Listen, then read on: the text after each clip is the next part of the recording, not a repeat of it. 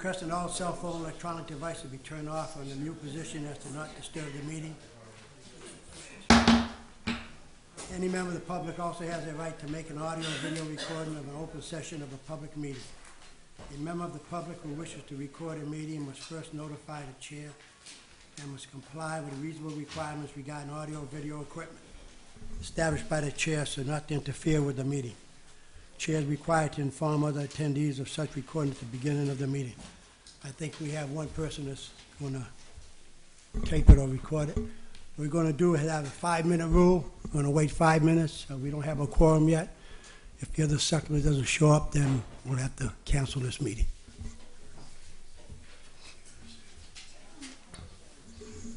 I believe Mrs. Winslow. Here she is.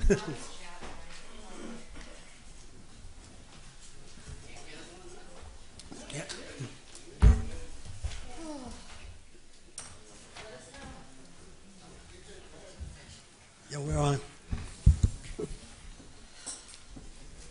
Yeah, I'll call the meeting to order. First is we're going to need a clerk. Any motions? I move that Selectman Winslow is clerk for this evening. Motion made. I'll second that. All in favor? Aye. Aye. Mrs. Winslow is now the clerk. Roll call, please. Mr. Chair, 3 selectmen are present, Mrs. Begley, Mr. Cruz, and Mrs. Winslow.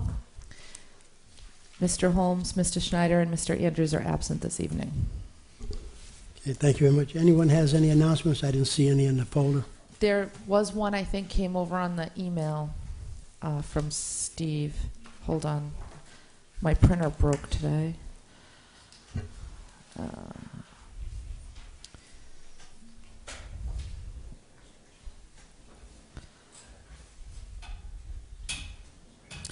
Wareham Coffee Hour will be Thursday, March 29th, 2012 at 9 a.m.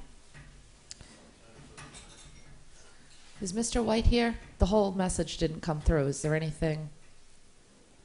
Do you want to?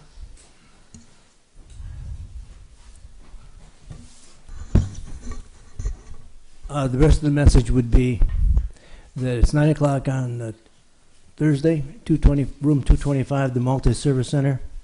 And the guests this week will be Jeff Sweat and David Smith. Thank you. Thank you. Thank you. Any other announcements? Mrs. Begley? Mr. Cruz? No, I don't. That's all. Okay, citizen participation.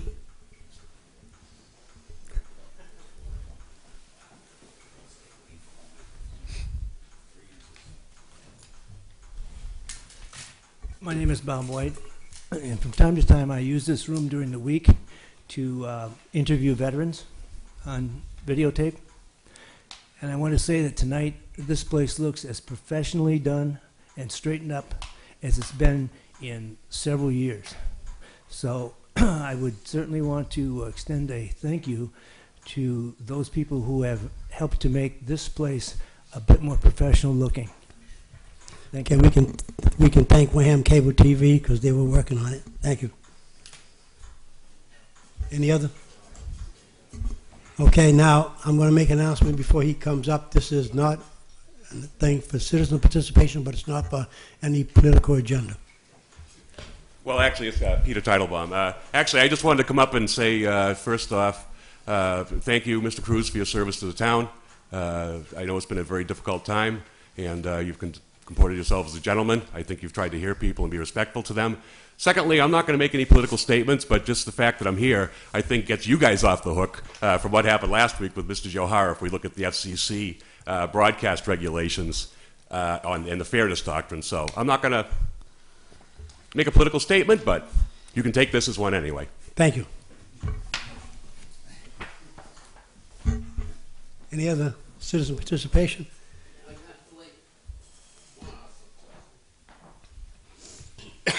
Yeah, my name is Joe Barrows. I just want to ask a question. Since the town administrator is not here, don't you have an intern town administrator take this place? I mean, nobody to run the town? The town goes dead? He's here every day until April 13th. Yeah, I know he's there every day. I'm talking about right now. Right now, You don't have nobody to take his place? he has a day off for today. Oh, I see. Oh, he's leaving, he has a day off, so nobody runs the town right now? Yes, he runs the town. He was here this Yeah, morning. yeah, he runs the town. Now, where is he tonight? If you want to ask him a question, That's- nobody's here. that's Nobody's personal. here to take his place. He's off today. Thank you. Oh, I see. Okay. He's God, right? Any other citizen participation? Yep. You're too late. No, come on. I knew that would be the case. Excuse me.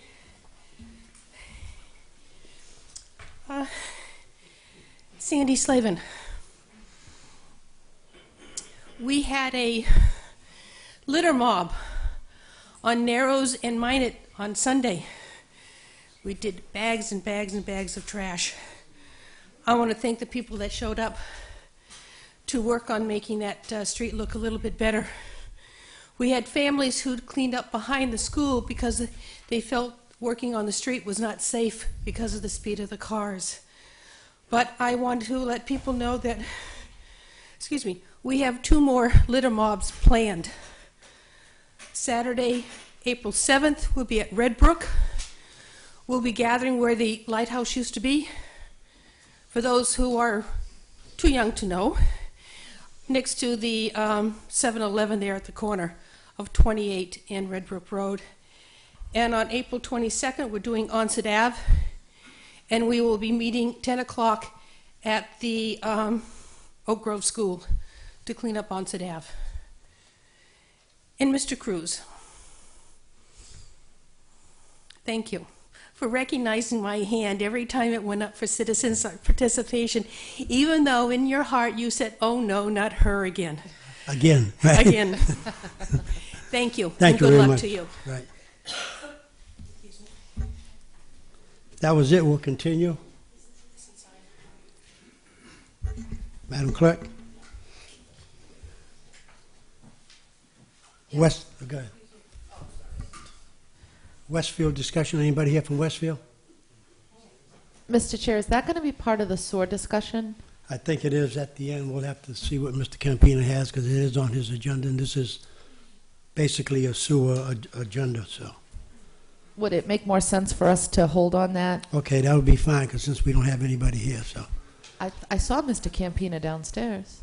no, Campina's Oh. here. I'm talking about for Westfield. Oh, sorry. Okay, so we'll go to consent agenda. Mr. Chair, we have interviews and/or appointments to the Cable Advisory Committee, and that would be 3 members, citizen at large, 1 member of the Board of Selectmen, and Mr. Matthew Underhill, who's the Director of IT. We have applications here from Paul Ciccatelli. Is he here this evening? Is he here? Ciccatelli, sorry. It's not here. I don't see him. We also have an application from James Newman. Mr. Newman? Not here. We have an application from Steve Ruiz. Mr. Ruiz is here. And we have an application from Jay Hurd, who's also here. Okay, Steve, will you step up? Give your reason for being, you want to be on the committee? I guess the main reason is because I've served on this committee before, on the last round of negotiations with Comcast and Verizon. So I'm just going to lend that expertise to the board. I've been in this business for about 20 years now, in public television, and I just want to make sure it gets done right. That's about it. Okay, any questions from the board? Mr. Begley? Mr. Ruiz, you were on the last round? Yes, ma'am. Is that correct? And are you a paid employee for WCTV? Yes, ma'am. Do I have an ulterior motive? No. No. Because I'm I'm not also saying a that you do. cable subscriber for the town, too, so. No, that wasn't my intention of Okay. the question. All right, well, they might think it at home, so I just want to make sure. Do you think that you would have to would we have to have some sort of just a clearance from ethics, do you think? I don't think so, because most of the stations I've been involved with over the years have always had several members of the Public Access Center involved with this committee. When I was in Falmouth, at the time, the director actually was a member of the committee, a voting member of the committee, because of the that aspect, that the expertise, the input that we can give into the process. So it's not like it's unethical, because I don't believe we do. You can check with the town council, but I don't think, I've never seen it. It wouldn't hurt. Been an issue. Yeah, I've never seen it be an issue before, though, because first and foremost, I'm a citizen of the town. The job is secondary, but I welcome it. If you want to query, that's cool. Anything else, Mr. Baker? No, thank you. Mr. Winslow? Mr. Ruiz, just so you know, you can call the attorney of the day at the Ethics Commission. They can advise you, and typically you would just have to file a disclosure with the town clerk that states that you're an employee. It's kind of a simple. Okay, whatever the board requires, I'll do. Okay. I'm not saying, I'm just saying that, in terms of the process, just so you know what it is. Okay, that's cool. And Mr. Ruiz, it's an easy process. You go down to the clerk, she'll give you the paper. Yeah. You can fill it out right there and turn it in there. That's the end of the story. Cool. But I can still do the work, right? Yes. Pending. Okay, that's cool. But my question, and I guess it's sort of along the same lines, is the cable agreements that are negotiated result in a fee that comes back to the town.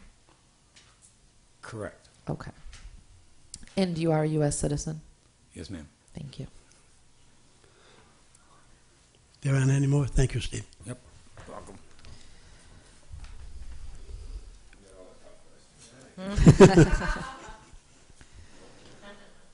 Mr. Hurd?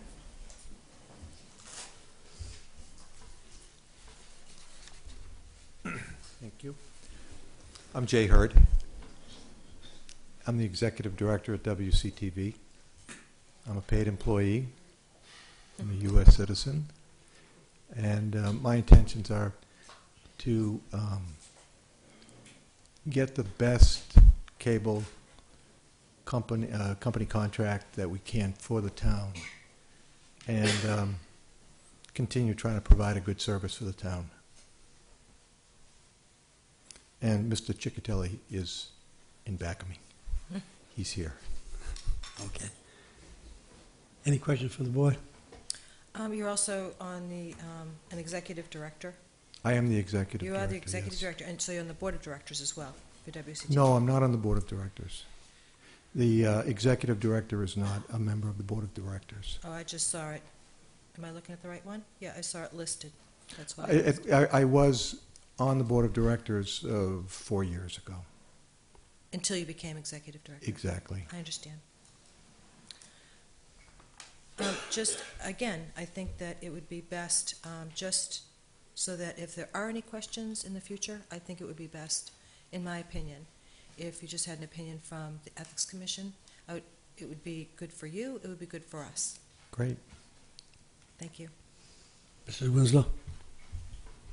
I don't have any questions. He answered them. Thank you very much. You're very welcome. Walter, thank you for your service, too. Appreciate it. And now, Mr. Ciccatelli? Good evening. Paul Ciccatelli. good evening. Pardon me, I'm a little nervous in front of microphones. Sure. So my intention is as well to make sure that the town ends up with the best deal that it can from the cable companies that apply. I negotiated the contract for the town with the rest of the commission in 1991. I'm a licensed FCC engineer. I'm a broadband specialist, and let's see, I'm on the board of directors of WCTV, and I'm a U.S. citizen. Did you get all the questions? Don't let my accent fool you. So did you get all the questions? No, I didn't. I think you answered most of them, but you're not currently a paid employee for WCT. No, I'm not. I'm a volunteer. But you're on the board of directors. Right. Earlier, I had mentioned, it wasn't implying absolutely anything, but for being on the board of directors or a paid employee for WCTV, I was asking if it was just cleared through ethics. It's a simple process. It would cover you, and it would cover us for people that may question it. sense. Would you be adverse to seeking that opinion? That makes perfect sense. Great, thank you. Are you a U.S. citizen? I'm Did you sorry? write- He you already a- said that. Oh, Yes, I am. I missed it. It's the accent. No other questions? Okay. All right. Thank you very much, Paul. Thank you. Thank you. I'm surprised Mr. Newman's not here. I am too. Is Mr. Newman here? Has he? No. Oh, he hasn't? No. Okay, so that, What's the pleasure of the board? Should we try and reschedule Mr. Newman? Should we? well, we have 3 citizens at large. There were 4 that applied. 3 of them are here now. Matt Underhill is in, and then we need 1 from the Board of Selectmen. So right now, there's only the 2 of you. Well, I'd be interested in doing it. Contract negotiation is my. Sounds good to me. I don't think I'll take it, No, that's probably a good idea, Mr. Cruz. but I would prefer to give, certainly, it's not disparaging of the applicants, I'd prefer to give Mr. Newman an opportunity to interview if you wouldn't mind. Oh, I don't and- mind at all. I mean, I'd like to give him an opportunity too. He's usually here, Mm-hmm. and that would give the 3 applicants an opportunity to make that phone call up to Boston and just make sure that we're all good before we make any decisions that may be problematic for people down the road and have to go through this again. So, what about if we put it up and have it come back on the 10th? that's good. But I still would like to be the selectman liaison to it. Okay.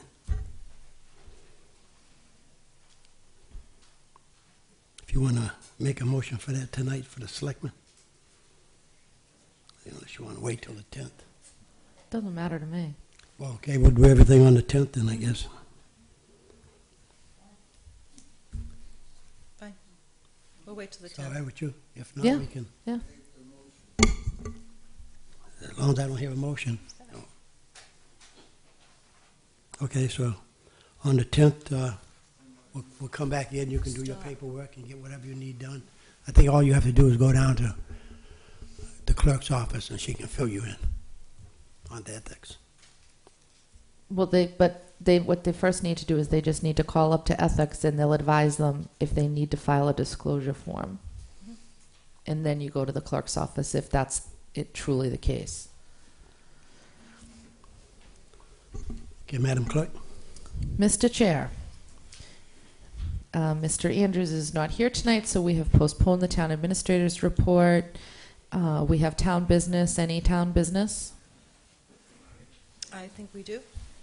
Did everyone receive, I think we all received a letter from Chief Stanley?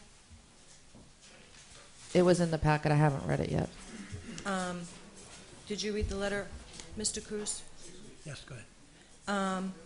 There was a letter that was addressed to each member of the board and then the board collectively from Chief Richard Stanley, and it's dated March 21st, 2012. It says, please see attached memo dated February 15th, 2012, and follow-up email dated February 29th, 2012, regarding liquor license violations at the Stonebridge Bistro and Ella's Restaurant. Members of the Wareham Police Department are agents of the Licensing Commission and have an obligation to bring forward violations of the law. Sergeant Christopher Park was sent to check all establishments in this community. I am requesting a show cause hearing on this matter right away. If in fact another incident happens in this community and someone is hurt or killed, you can be assured these cases will come up in a failure to protect lawsuit. And there were the attached memos that this board had received. Okay, thank you very much. Any other town business? Well, I'm making a motion, Mr. Cruz, Oh, I didn't hear it. that this board schedule a show cause hearing for Stonebridge Bistro and Ella's Restaurant. Okay, put it on the agenda for any time after the 10th. You have to give them a 2 weeks' notice? Yes. Okay. Mr. Chair, I thought that last week we were going to notify them that we wanted them to come before the board to discuss this. That's a show cause hearing. That's a show cause. It'll be the same as a show cause. If we invite them here, that's a show cause hearing. And we do have another incident. I don't know if it's going to be on the same light as that. Well, let's finish this motion here. Okay, we'll put it on, have Shirley give them a 2 weeks' notice, and it'll be in 2 weeks, so it'll be the 10th or after. My motion hasn't been seconded, Mr. Cruz. Oh, I'm sorry. I thought he was. I'll second it. Okay, motion by Ellen, seconded by Kara. Questions? Hearing none, all in favor? Aye. Aye. All opposed? 3-0-0. So it's a 2-week notice, and we would schedule it for when, Mr. Cruz? Either be the 10th or... It would have to be the 17th because 17th. we wouldn't have, yeah. So we need to make sure whatever we schedule going forward beyond the 3rd, that we give the office a list Remember the because we'll 16th. reorganize the board after the And election. the 16th is a holiday, so... There's still a meeting on the 17th, Around the right? 17th. Yeah. It would need to be the 17th, Mr. Cruz, because otherwise they wouldn't have their full 14-day notice. It would have had to have gone today. Could Chief Stanley also be notified of the date of that hearing? Yeah, sure will. Because I think either he or Mr. Park will probably be present. Mr. Park should probably also be notified since he was the investigating officer. And there was another establishment I noticed, if we're going to go on that same light, that's been closed 2 days. So anyways, I'll put that out there. For a show cause hearing, Mr. Cruz? Well, we have to have paperwork first. I think Miles Burke was supposed to be checking on it, and then we'll get paperwork back on that. So if that comes in, that might be time enough to inform them also. Any other town business? I don't have any town business, other than to say that we do need to get a meeting on the transition plan as soon as possible and appoint an interim, because we're now, 3 weeks away. We're going to need to have somebody that can step up, at least in the interim, until we can either go through MMA. I mean, I think MMA has a service whereby they can do a search for a town administrator or an interim town administrator. That was discussed at the last meeting, I believe. Okay, I'll bring you up to date. That letter did go out. I think everyone received it to MMA. So they wrote back today, and they'll be getting in touch with Mr. Andrews. So that's it, taking place. And he is working on a transitional plan, and he's been working on it, and he will work on it until he gets it completed. And that's about it, unless somebody else has anything else. It's status quo in his position until we get someone in. Now, we don't have to wait until the 13th. We can have somebody, if we get somebody, we can have them come in before the 13th, which will be good, so. Well, we're gonna need somebody at least to cover the gap between a search and an appointment. Right, and as the Board of Selectmen, we can appoint somebody, so. Right. So keep your eyes and ears open and look out. And we'll hope we get somebody that's on the ball, because we do have some talented people in town.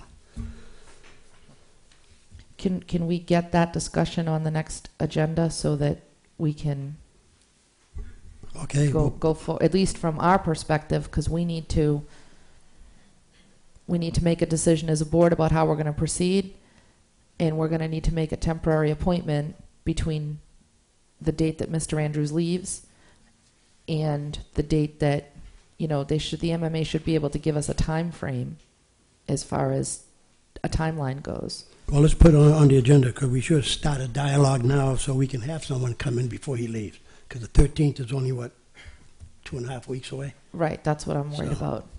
And that person's going to need time with Mr. Andrews so they can take the ball and Right. run with it. And to let the people out there know, he leaves on the 13th, but he's still dedicated to us for the next 30 days to have a transition period with whoever we pick to take over in the interim. So we'll have somebody as interim until we put the ad out, put everything in. We got the resignation papers today all signed, and the waiver was signed today, so everything's good to go. And we had to wait for that legally before we post anything. Mr. Chair, if there's no other town business, we would move into the purpose of the meeting, which is a SOAR workshop meeting. SOAR business. The first item on the agenda is the continuation of Siemens presentation / ESCO. Mr. Campina. Good evening. Selectman Cruz, Chairman, we are going to miss you. Thank you for doing a great job in Board of Selectmen. Tonight we have with us Eileen McHugh, and I think the confusion has been as far as ESCO goes, and we keep hearing Siemens. People think that Siemens made a presentation and they're the company that's going to do the ESCO. There are 25 companies out there to do what we're asking. It's RFQ to go out to hire somebody. So Ms. McHugh is here. She's from the state. They implement the program. They hold our hand through the whole process. And so I thought it appropriate for her to be here to explain to us what actually it's all about. It's not Siemens. It's an ESCO through 25A procurement, and she's here to explain the program. So I'd like to turn it over to her, and she'll brief you, and any questions you folks may have of her, she'll be glad to answer. And this is Eileen. Okay, thank you very much.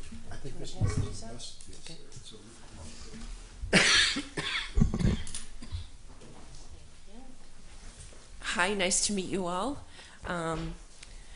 I am Eileen McHugh. I work for the Department of Energy Resources, better known as DOER, and I manage the program for this process. It's called Energy Management Services in Massachusetts. In other places, it's called Energy Savings Performance Contracting, which you may be more familiar with. It is an alternative type of public procurement that requires a competitive bid.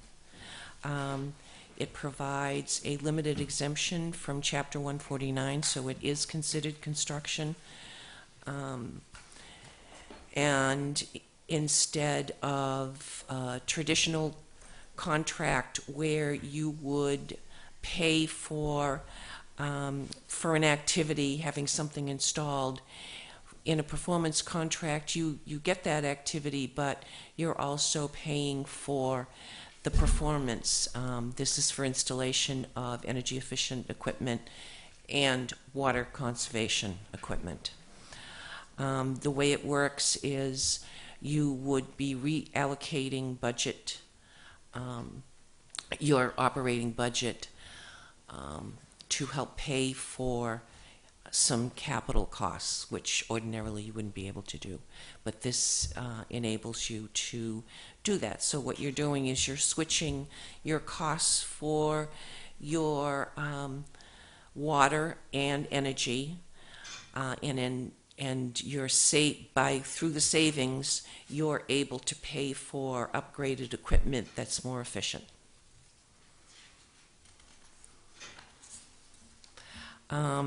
The Energy Services Company acts as a general contractor and would hire any subcontractors needed on the job, and they do the project from the design right through to the construction and the measurement and verification under one bid. So there's no need to go out for a designer and a construction company. They are the general contractor, and under the one bid, they provide all those services. They install the equipment, and then there is a measurement and verification requirement for this process. There is also a guarantee requirement. They must guarantee the savings that you realize from the installation of the equipment. There were three major components to this process: technical, financial, and contractual. The technical would be, what can I buy with this process? And that is anything that saves energy or water. The financial part is, of course, how do I pay for it? Although you can go out to bid without any upfront money or having to have a budget in place, eventually you do have to pay for this. It's even though you do save through the more efficient equipment, the ESCO is not going to wait 20 years to get their payments. They're going to be paid as soon as the construction is complete and you've accepted the work. I won't read that. And the commercial terms or contractual terms are, you want to answer those questions. What happens if something goes wrong? What are the details of the guarantee? How do I measure success? So under this process, there are two different sections of the law, 1125A, 11C, or 11I.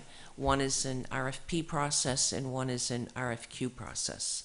And the basic difference is the RFP process has a price component that the RFQ does not. So you would select your ESCO based solely on qualifications, and then you would negotiate price. There is a requirement that the prices must be competitive, so you would be asking your ESCO, at least for major equipment, you would be asking your ESCO for 3 quotes for any pricing. There are mandatory requirements. There are filing requirements to DOER. DOER has oversight over this process.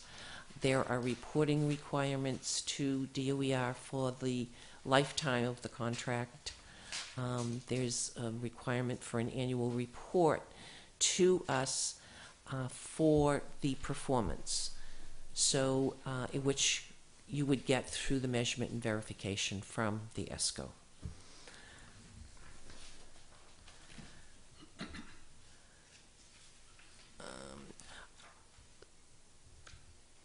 I'm going to skip a lot of this.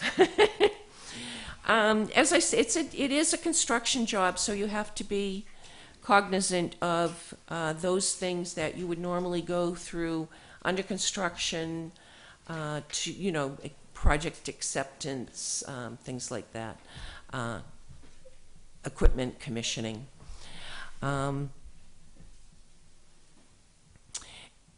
We have in Massachusetts a very mature market. We currently have 160 municipalities, cities, towns, or regional school districts that have used this process. The state has used this process to upgrade state buildings to the tune of $457 million. But we just do everything that DCAM, which manages state buildings, but we do the buildings that they don't manage, which means the municipalities. So for those 160 towns that have used this process, 32 of them have reported the results, and this is from 2002. We are now up to $178 million in investment, and that is covered by $10.7 million in annual energy and water savings. And that's only 32 towns of the 160 that have reported. So there's a significant investment out there using this process. questions? Mrs. Windsor? Thank you, Mr. Chair. This is something that I'm very interested in, and I think it's something that the board should pursue. We're always looking for ways to keep our costs down for our sewer users, and I think this could definitely provide significant savings. It costs a lot of money to run the sewer plant. But I'm curious as to, you work for the state. Mm-hmm. So if and when the board decided, and I think it should be the full board that makes the decision to go forward, are you the person that we go through? I'm the person that you would file all your documents with. Okay. And I'm the person that would review your documents just to assure that they complied with the statute. Okay. I wouldn't tell you whether it was good or bad, or we do have model documents, and they're in draft form, but I do distribute them to cities and towns. And one more question.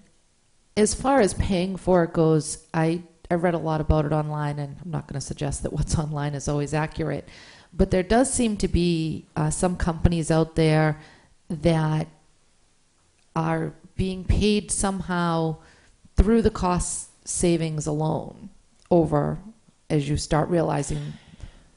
How does that work? The model is that you are paid through the savings. These are multi-million-dollar projects, and no company is going to wait 20 years. You are going to have a financial agreement that's coterminous with your ESCO agreement. And the backstop for those payments that you make for financing this work is the guarantee.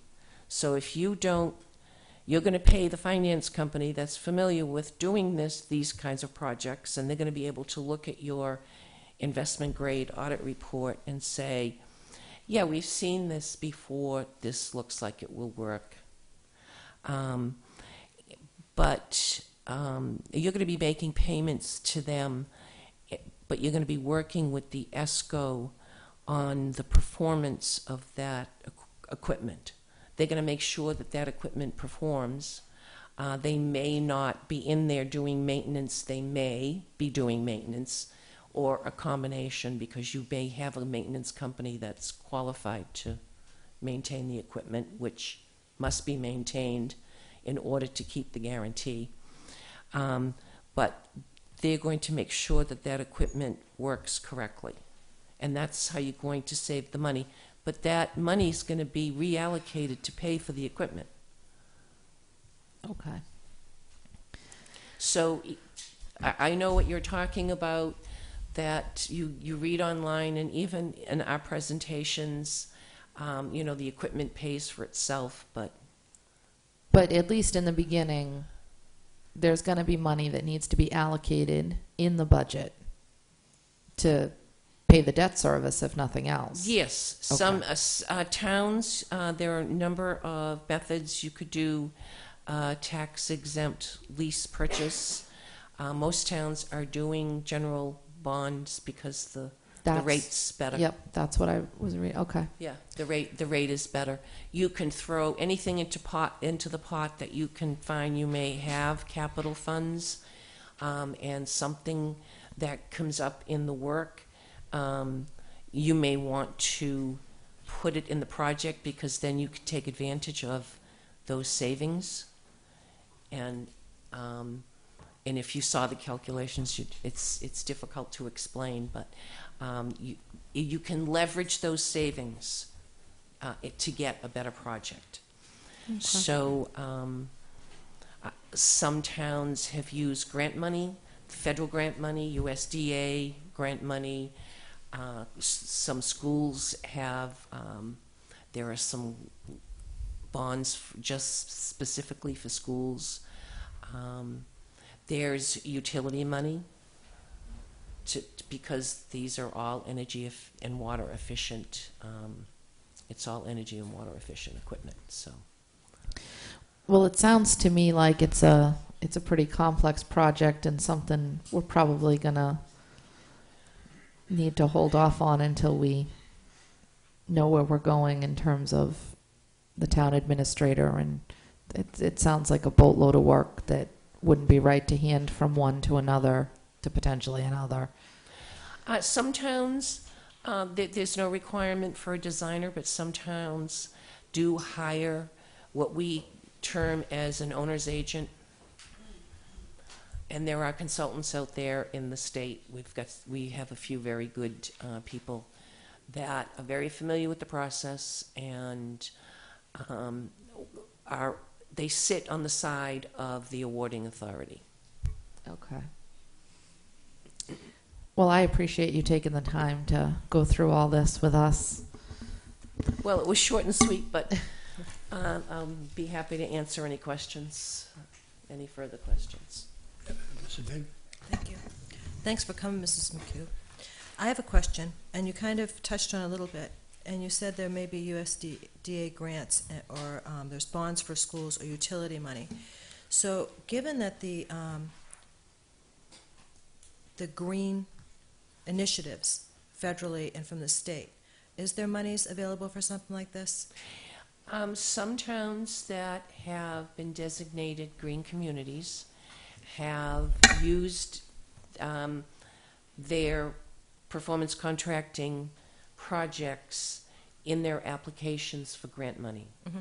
So we do have green communities out there that are using these kinds of projects to fulfill the requirement that they save 20% in energy. Okay, so there's money available. If we meet the criteria. Yes. Now, I don't want to put you on the spot, but I'm going to. In your experience, what is an initial startup cost for a project like this?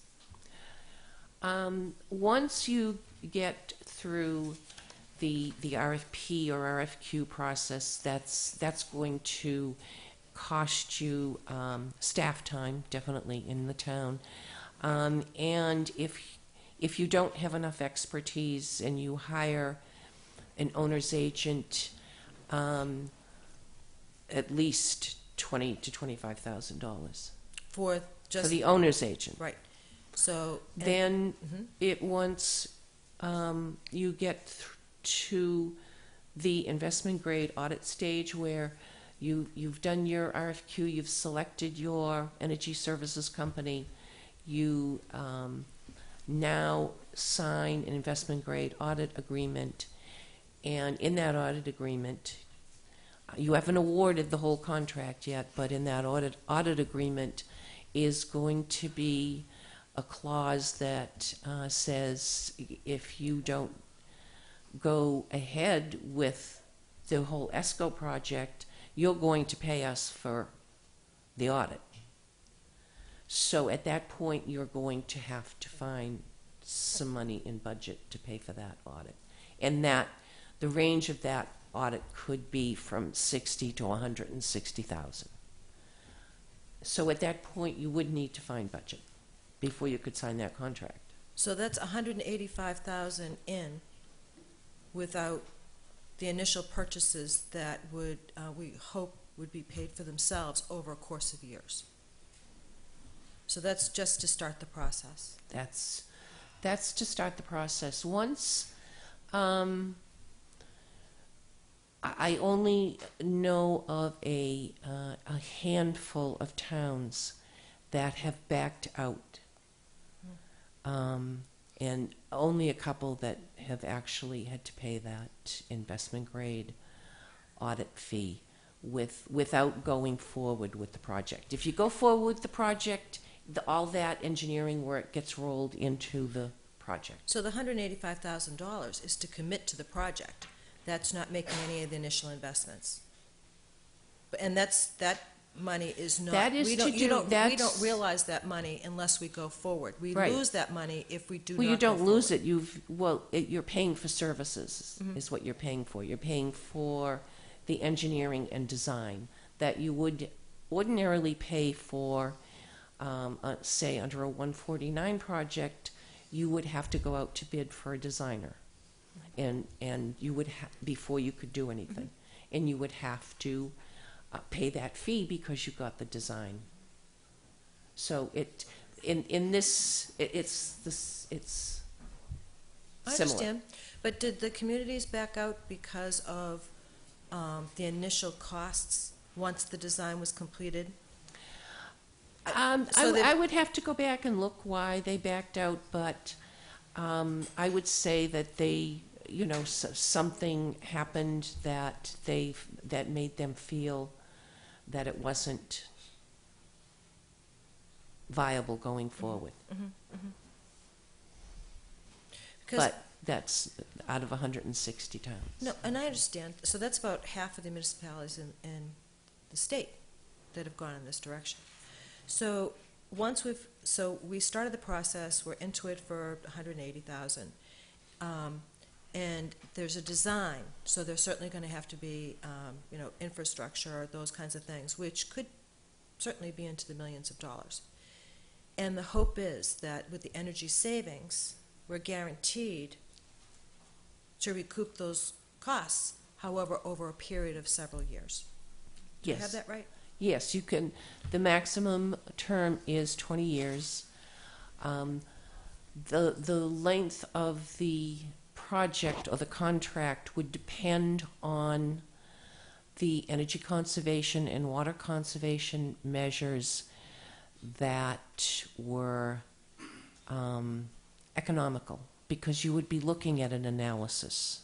I understand. So and our hope you would would be selecting the energy and water conservation measures that you thought were provided the best payback and optimized the job. I understand. And our hope would be that any equipment, et cetera, that we had to purchase that didn't have a lifespan of 20 years, so that once we recouped the costs, that we didn't have to go through it all over again. You understand what I'm saying? Mm-hmm. And replace everything. But it's a lot. It's a lot to digest. But thank you for your time. You're welcome. Any other questions? Oh, I have a question. Out of 160, you said only 30 reported. 32. 32. So what happened to the other 100? Those 160 are in the pipeline. They're at various stages of their projects. Some of them have had a couple of years of their performance period, so that annual guarantee performance period. Some of them have had a couple of years. Some of them have just started construction. Some of them have just selected or signed a contract and haven't started construction. And the savings that they were reported were estimated savings. Okay, out of the 32, did they all show profitable savings? The savings are guaranteed. So there are standards by which those savings are calculated. And there are standards and protocols that must be used. So those when those savings are calculated, they're after all the engineering and everything is done, then they are guaranteed in the contract. Right, they guaranteed in the contract out of the 32 is the profit savings. But when do we realize the profit? 10 years? There's no 12 profit. years? It's savings. Savings. When do we realize the savings? Because you're going to have costs related to it. So when are you going to realize the savings? You mean, when are you going to be able to have that keep that cash flow? Right, in other words, we said At the end of your contract period, and that would be anywhere from 20 to up to 20 years. up to 20. Because I thought the other day I heard one was completed 17. There are some communities that have structured their their projects, so they do retain some of those savings as cash flow. So are As a these, pot, so they keep the positive cash flow, and they don't invest up to the limit of what the savings provide. so these 32 are completed, the other ones are still in the progress? Yes. Okay. Any other questions from the? Mr. Campina? I have one final comment. I do want to point out what got us in this direction is we're replacing blowers now. We just replaced one motor at 10,000. We have 2 more to go. We're replacing our UV system. That's going to cost us about 60 grand. So we're in the process. I think Selectman Begley mentioned costs. Well, we're there. So we're going to spend $185,000 making these replacements anyways.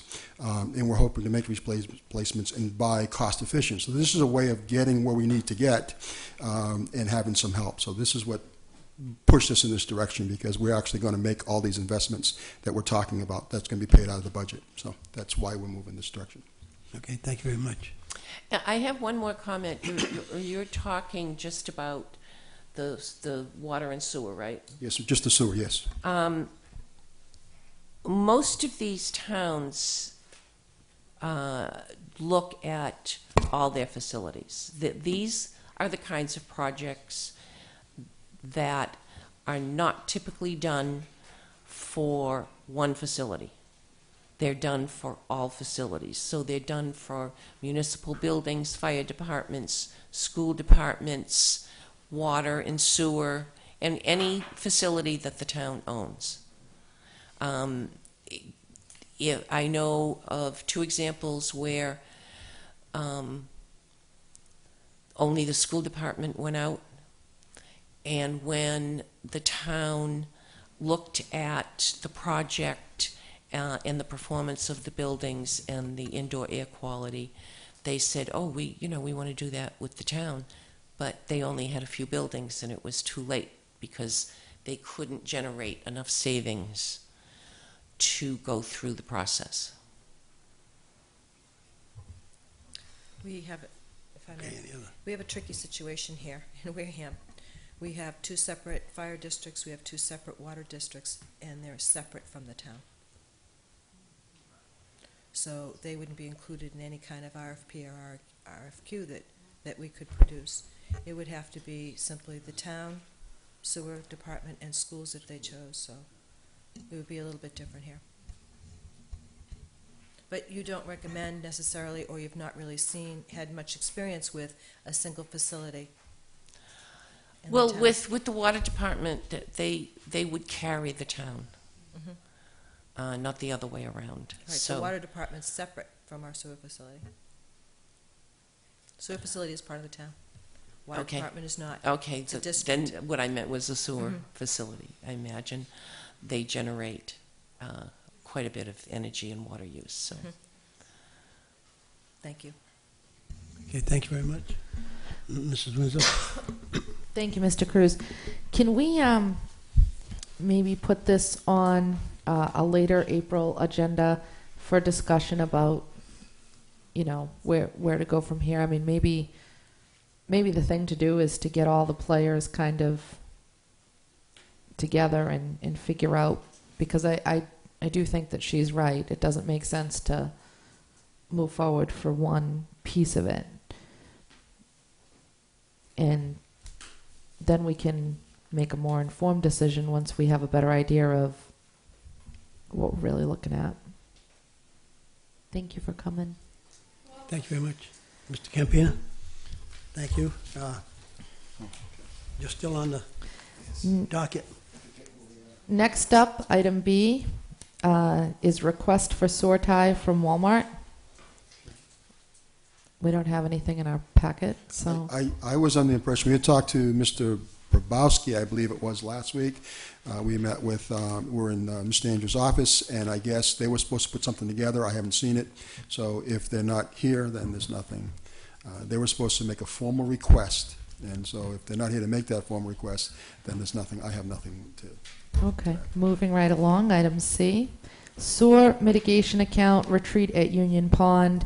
I don't know if Mrs. Begley and Mr. Cruz had the opportunity to check their email before they left tonight, but I did not have a chance to read through all that correspondence.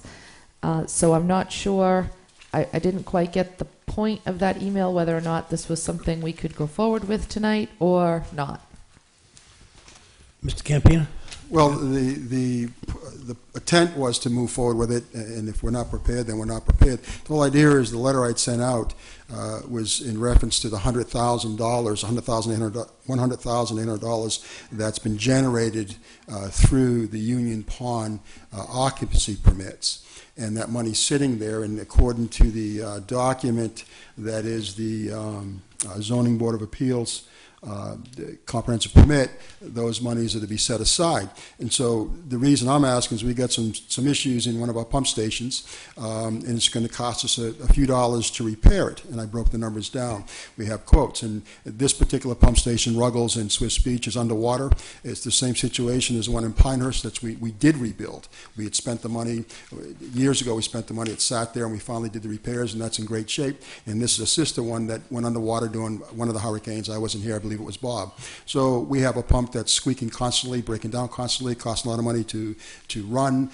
We constantly have to clean it. The whole wet well is rusted still, so there's some major issues. So I'm looking to find the money. This money is available. It comes under the direct jurisdiction of the Board of Selectmen, so I was asking for them to allocate those funds out of where they are, bringing them to our budget, and let us spend the money. So that was the intent of why I brought it forward, and that's why I gave you the document to verify that those funds are put aside and that it came under your purview to authorize the spending of those funds. So yes, I was looking to move forward on that. To order pumps is 6 to 8 weeks. That's the scary part. Nobody carries anything on the shelf anymore. It's not cost efficient, so we have to order, it has to be built, so we're weeks away from getting a pump. I'm tempted to order one anyway, so if I have a breakdown, I've got a situation where I have to go try to find one. So I'm in the point, I think we're going to order one or two anyways, just to have them on their way and then seek financing. So this is the intent of this project, so of this particular. So again, if you want to wait till the full board and you have more time to digest it, it's certainly not my call, but I was hoping to get a disposition this evening. That was the intent. Mr. Chair, Mrs. Winslow? can we ask Mr. Andrews to speak with Mr. Cole about what the process would be? Because I understand that we have the power to allocate the money, but we don't have the ability to just create an account.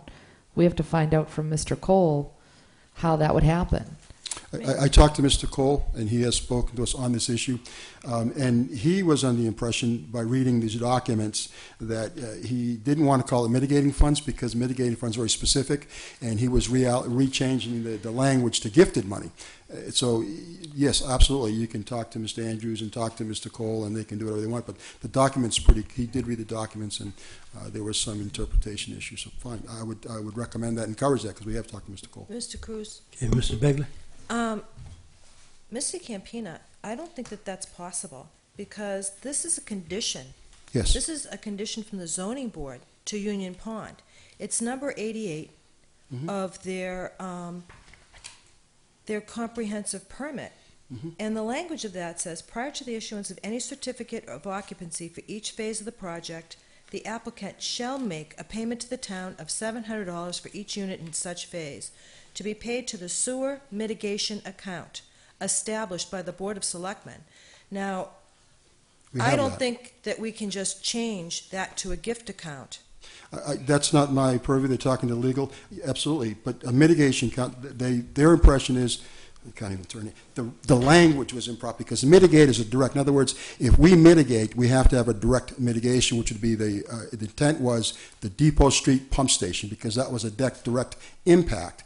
And seeing the language of this says we can use it for anything, for any pump station, which is an indirect, we can even use it for the treatment plant. So that's where the language barrier, because usually the word mitigation, as explained to me, and I'm certainly not the expert, was that a mitigation is a direct impact, and we don't have that. Their language says, no, we'll gift it to you, even though the word wasn't used. They said you can use it for anything. And so that's why Mr. Cole wanted to talk to legal. But nonetheless, the money is set aside. We can call it, if you want to call it mitigation, I have no problem with it. I don't care what you call it, or what Cole calls it, or Attorney Bowen calls it. I really don't care. But the money is already set aside, and it's a matter of fact, it's in a couple accounts, and it's really not a mitigation account. So we're trying to figure out where it is and bring it forward. So they're in the process of doing that presently. So, but we have collected the checks. We have the money. I have some emails here from Mrs. Sampson, who has a contact about these funds, Retreat at Union Pond, sewer mitigation. And she has some emails from her contact. And prior to expending any of these funds, I think we need to know the amount of funds that they have sent checks to this town, Right. where those funds are, audit the accounts, and get a written legal opinion as to how these can be expended prior to authorizing any sort of expenditure from a dime of this money. And that's fine with me, but I just want the process to begin because those funds are there, and I don't want to leave them in limbo. We need the money. So, yeah, it would take an act from the board to say, let's find those funds, because I certainly can't do it. I've been doing it for 6 months asking about them. It doesn't matter. So the board has the authority to say, listen, this is our account by this document. We set this account up, and so therefore, where are these funds? And where are they, and what are they called, and let's do all the things we have to do. And then once we decide where they are and the funds are actually available, then we'll move forward spending them. But that's got to be the beginning. I can't do that, and at least, at the very least, the board can authorize that, move in the direction of saying, hey, guys, let's identify these funds, let's find them, let's put them in an account, if you want to call it a sewer mitigation account, set up by the Board of Selectmen, let's do that. Let's set it up and have it, so. What's the date that on this agreement? This comprehensive agreement was some years ago. Absolutely. The letter that I have that's discussing it is from October 28th, 2008. Yes, ma'am. So Yes, ma'am. I agree. I personally feel that, Mr. Cruz, we need to certainly know what we're talking about for money. What the representatives from Union Pond have sent to the town, where that money is, and a legal opinion as to how it can be expended. Okay, so in the morning or in the afternoon, I'll get up with TA. We need further research where, when, and how to access the account. The lawyers will be in, I think, this week, 2 days this week. I think he has them scheduled. So we'll see if we can act on that as soon as possible, and maybe Mr. we can have Chris, you back up here in a couple weeks. could Mrs. Begley put that in the form of a motion, since we're going to have a change of the board sometime next Tuesday, and you won't be chair, and just to make sure that this doesn't fall by the wayside? Okay. Well, make sure we got it on the recorder that Janet or Shirley, whoever reads this, can get up with Mr. Andrews, just in case if I don't get up with him tomorrow. Okay. Because I know I'll be in there at least by Thursday. We'll find the language of the. Well, no, I meant the part about the legal opinion and all.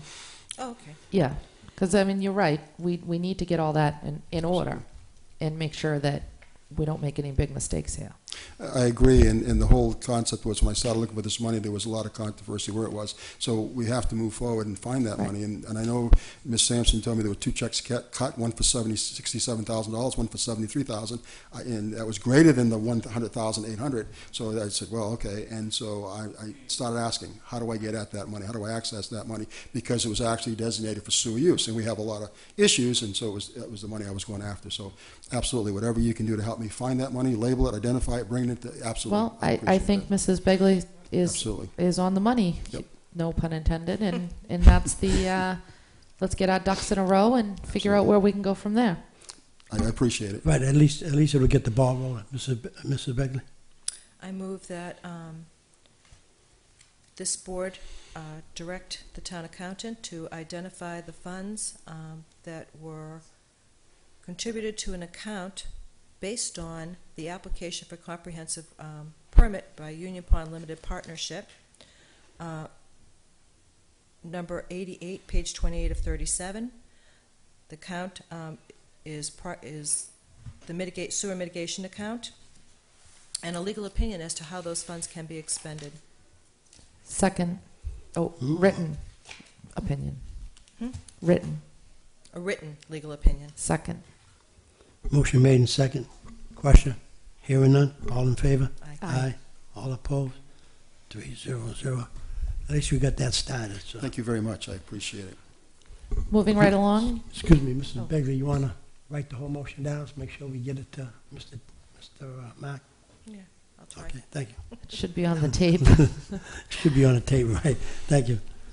Item number D, we have David Simmons, resubmittal of abatement request that was previously denied.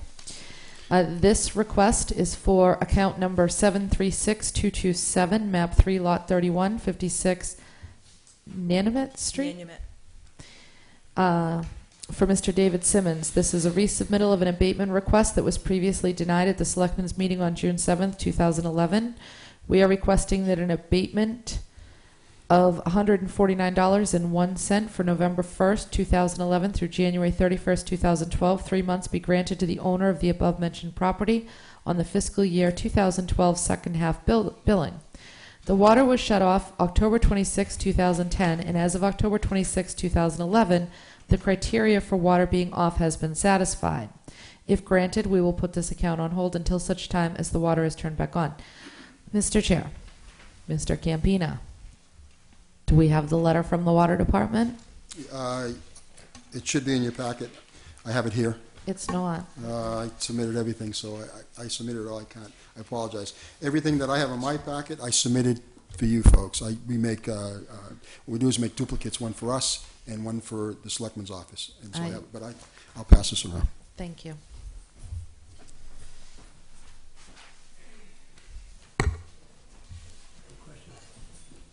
Well, my first question is, we should all get a chance to look over the paperwork before we... Mr. Campina, you went through the whole process, and how's the paperwork? It's all there. Matter of fact, it was there when we first denied it because he didn't meet the criteria for 1 year shut off. Once he met that criteria, we just resubmitted it. There's original documents that has all this in it. So he met the criteria. The 1 year water being shut off, he's met that. So now we're going to abate him from that point to the end of the year. So that's why it comes out to the So money. you recommend abating this? Yes, I do. It meets all the criteria for the 1 year water shut off. Absolutely. Okay, thank you. Any questions? Here it is.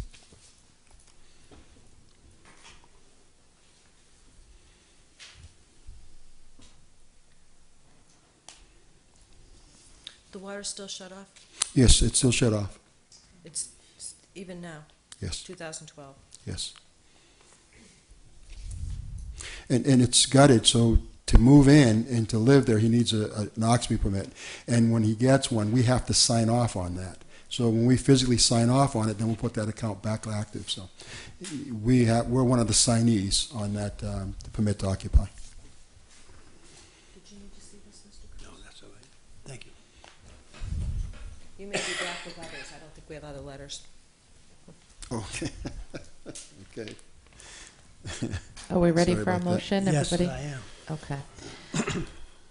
I move to grant the sewer user fee abatement request for account number 736227, map 3, lot 31, 56 Nanumet Street, for Mr. David Simmons in the amount of $149.01 for November 1st, 2011 through January 31st, 2012 for fiscal year 2012 second half billing, and to put the account on hold until such time as the water is turned back on.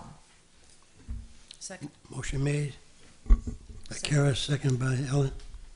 Question? Hearing none. All in favor? Aye. Aye. All opposed? 3-0-0.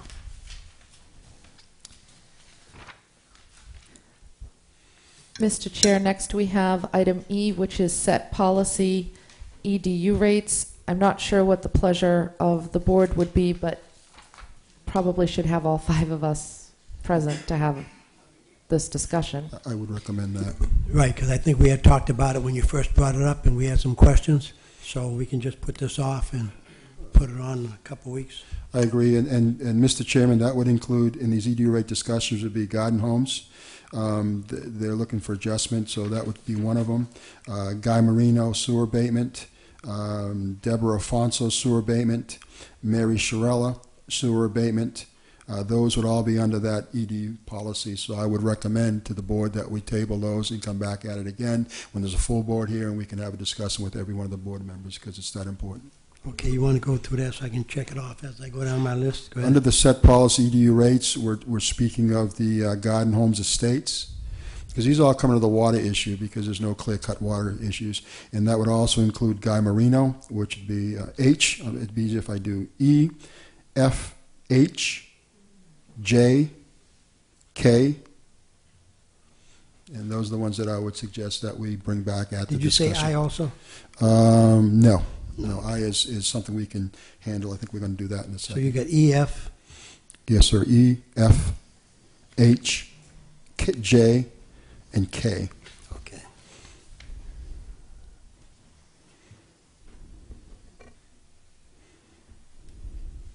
Okay, so we'll bring it up at another board meeting? Yeah, I would, if possible, and I keep saying this, just because there's going to be a change, if we could maybe say no later than the first meeting in May, because I don't want it put off indefinitely. It does have to be dealt with, but it's a big discussion. I agree, and to your point, when you do have a new board formed, it may be wise to reissue some documents to the new members so they can come up to speed and be an active participant with some education on that discussion. So I agree. That's just an opinion. I will make a motion to put on hold item number E, F, H, J, and K to a meeting no later than May 8th. Second. Motion made and second. Question? Hearing none, all in favor? Aye. All opposed? 3-0-0. May I ask a question, Mr. Cruz? Yes. Mr. Campina, I don't think that I'm in possession of all the policies that you have over at the Water Pollution Control Facility, because I think what had happened was, and this is what I've gleaned for historical knowledge, is some policies were written by the Board of Selectmen, and those happen to be in the Board of Selectmen policies. Some were written by the sewer commissioners in conjunction with a director at the water treatment control facility. So you are in possession of some, I am in possession of some. I don't think I have all of them. So I wonder if not only if you would gather those policies and send them to each member on this board.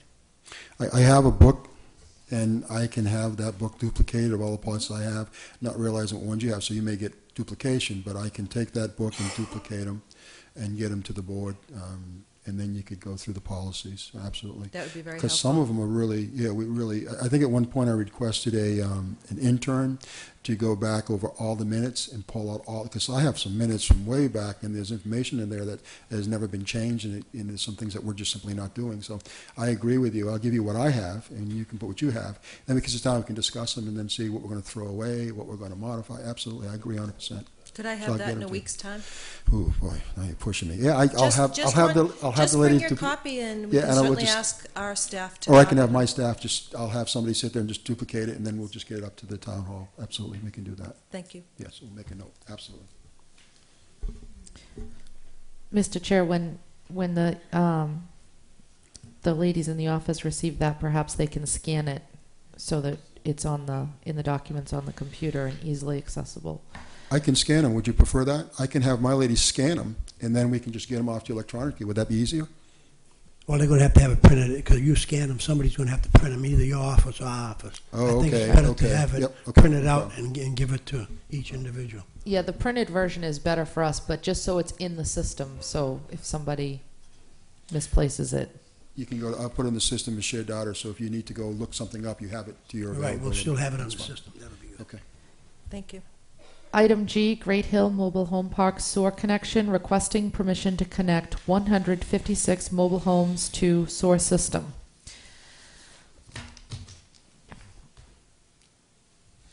I don't see anybody here. I'm in the possession of a letter from Attorney Bello making that very request. So, I mean, if he's not here to present that formally, I don't know. Mr. Chair, I move to put item G on hold with the previous group to be rescheduled no later than May 8th, 2011. Motion made.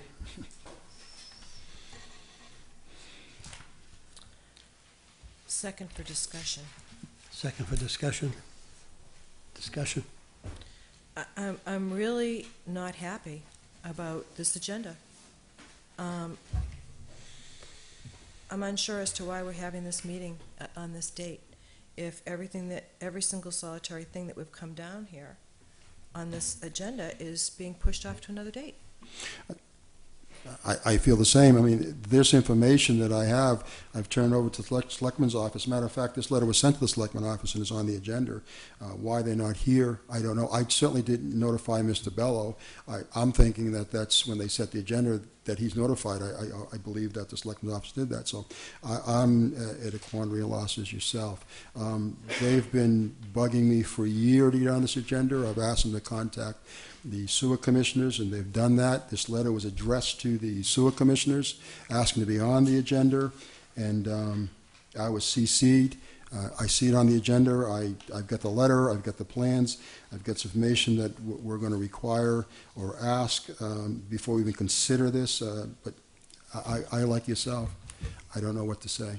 I really don't. Why they're not here, I can't speak to that. Did you formally ask our office staff to notify Attorney Bello? Because No. generally when they notify someone that their presence is requested with the Board of Selectmen, we each get CC'd on that communication, and I don't recall seeing that. I didn't request this. It was a direct request to the Board of Selectmen. I was told, and it's on the agenda, I was told. Actually, Mr. Bello, I ran into him, and he was telling me about it. So I said, well, it's when I get it from the Board of Selectmen, then I'll be prepared to speak on it. So I'm ready to speak on it. But I did not contact Mr. Bello's office. I didn't say it's on the agenda. I was told it was on the agenda. I didn't ask for it to be on the agenda. It wasn't my request. It was a request made by Mr. Bello for his clients directly to the Board of Sewer Commissioners or Selectmen. Any other questions? And I think this brings up a good thing. We got to have a policy on how we're going to address all these so it won't happen again. There should be a procedure so when we go through it, they were covered on both bases, whether it's our people in the Selectman's office or your people, if we can coordinate it together so we can get it. Okay, motion been, any other questions? Motion been made? It was seconded. Second. All in favor? Aye. All opposed? 3-0-0.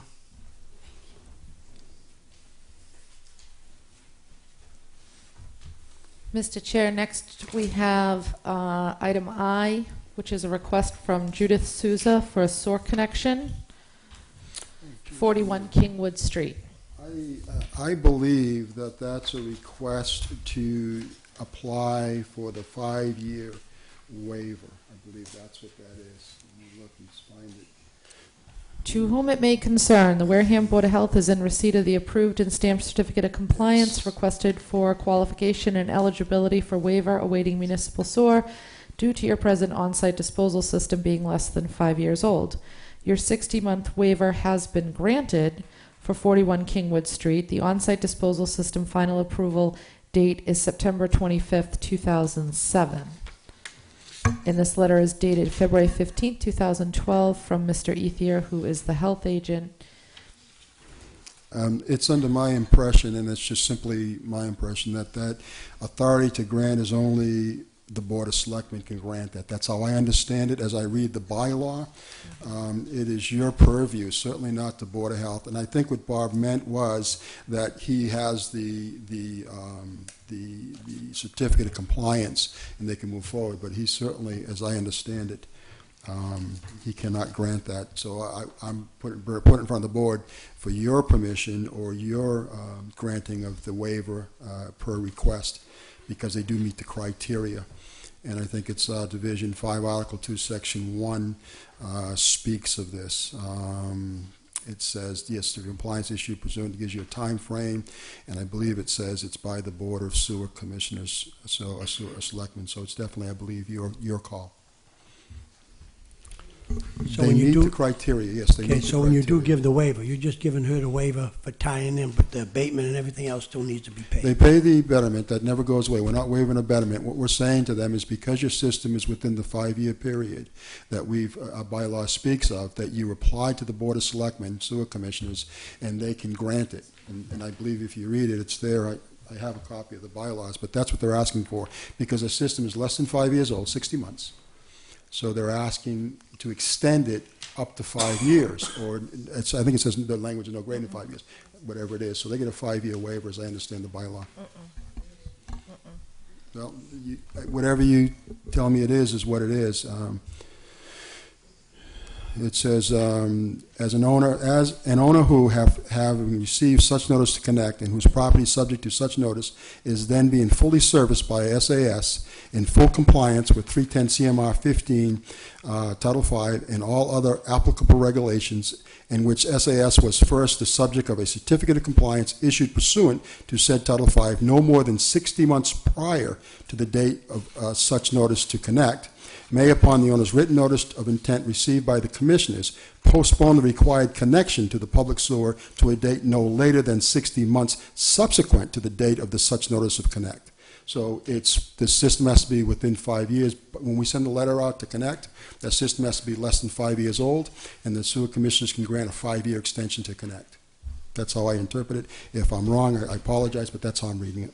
So the way you interpret it, if it's less than 5 years old at that time, Yes, the So day they we get sent out 5 that letter, so it if it's says- 4 years old at correct. the time you notify them of connection, so they're getting another 5 years on top of that? Correct. That's how I read it. But again, I would suggest to you that as sewer commissioners, you can do as you see fit. But that's the bylaw, and so I'm reading the bylaw, and how you apply it is certainly within your purview. But as I understand it, it says to a date no later than 60 months subsequent to the date of such notice to it connect. So it says no later than. So that means up to 60 months. I don't see where it says you mandate 60 months. You can say 20 months. I don't really know, but it does say no later than 60 months subsequent to the date of such notice to connect. So if that date was February 15th, 2012, was the end date, 2011 was the date to connect, then you can go 60 months out of that date, which would bring you to whatever that date is, but it doesn't say you have to. So, I mean, you can read that, because it talks about two key things. The letter to connect, that's the catch-all. When that letter goes out, that letter is out. It's been out for over a year. I am surprised they waited this long to apply.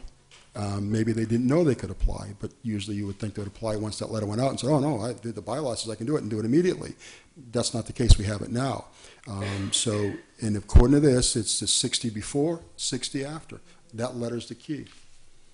So that's how I'm reading it. But if I'm wrong, you tell me how it's wrong. I mean, it's in black and white, so I don't know how else So to if interpret there is that. a waiver, Yes. they have 60 months, but the abatement is still in place. Yeah, they pay the betterment. The betterment never goes away. The only thing the town is going to lose is what? EDU? EDUA, absolutely. So they're saying this bylaw addresses the issue. If I have a system, I just put it in. I guess it was intended, I wasn't part of writing this, but if you had a brand new system and you were told to connect, you're saying, listen, I've got a brand new system. Now we Antic, people are just coming online now because they were granted a 5-year waiver. Rose Point has 12 that are coming online absolutely today. We've sent out letters last week to tell them that they've used up their 5 years, so now you must connect. So there's history. We've done this. So here's the bylaw. It's been applied in other cases. Antic, it's been applied in Rose Point, and they've had 5 years. They delayed the connection 5 years. And we sent letters out, cards out saying, listen, your 5 years are up. You need to connect. And they are. They're complying and they're connecting. So this has certainly been used. It's not new. Any other question from the board? Mr. Begley? I disagree with your interpretation of the bylaw, and my concern is this. I understand that there's a precedent been set. This system, it's very, very close, given that the 5 years ends September 25th, 2007 is when the Title V was completed. Is that correct?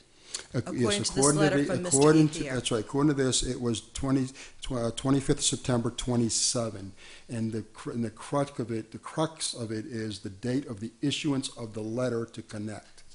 That would have been February 15th, 2011. And this letter from Mr. Ethier is February 15th, 2012. I understand that. And like I said, that I'm surprised that this wasn't done a year ago.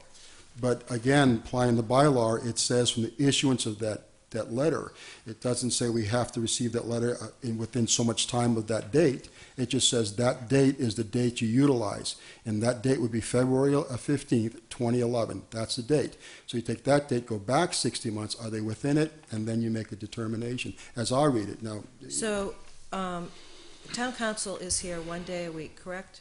I believe so, yes, Mhm. yes. This would probably be a very good thing to bring to town council. I don't have a problem with it.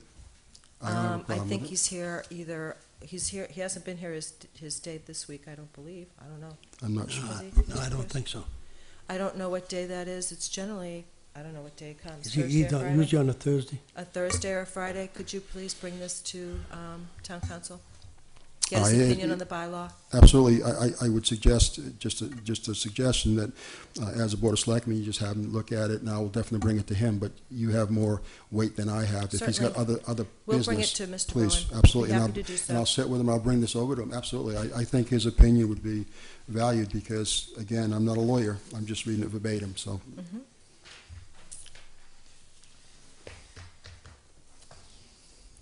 Okay, you want to continue on? Yes. Next up on the agenda is item L. Lee and David Campano, Yeah, sewer abatement. I don't have it in front of me.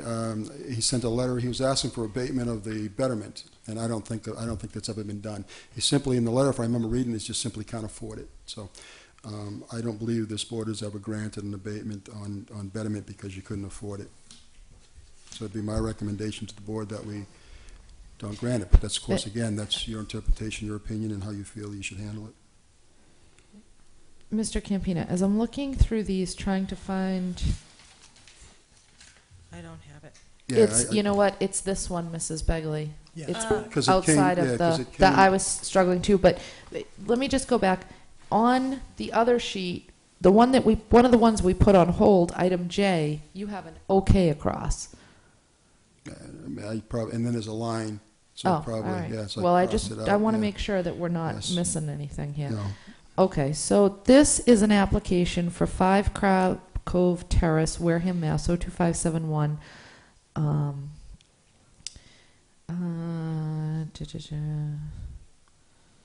And it is a request to abate the betterment sewer.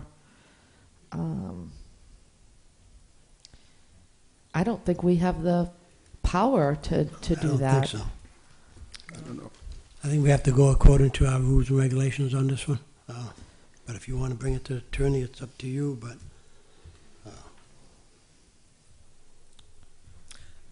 I would make a motion to deny it. what was that? Deny it? Motion made to deny by Mr. Begley, Yeah, I have to second that. second by Kara. Any other questions?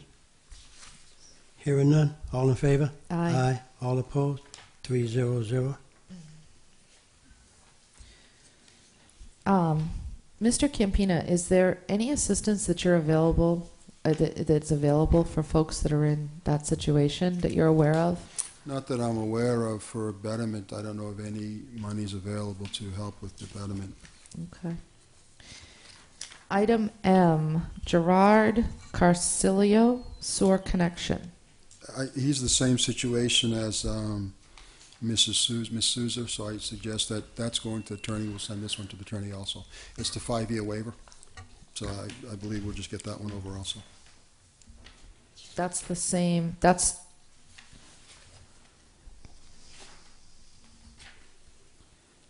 oh, he's looking for the 5-year waiver also. Yes, ma'am.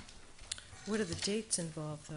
This is September 11th, 2000. This is a 2007 system also, Mrs. September Begley. 11th, so it's in that frame, see so it. he'd have to use the Okay. interpretation as to the bylaw saying the date of the letter, or is it date of this letter, but I believe it was the date of the letter that went out to tie in, but we'll get the interpretation from town council and then put it to bed.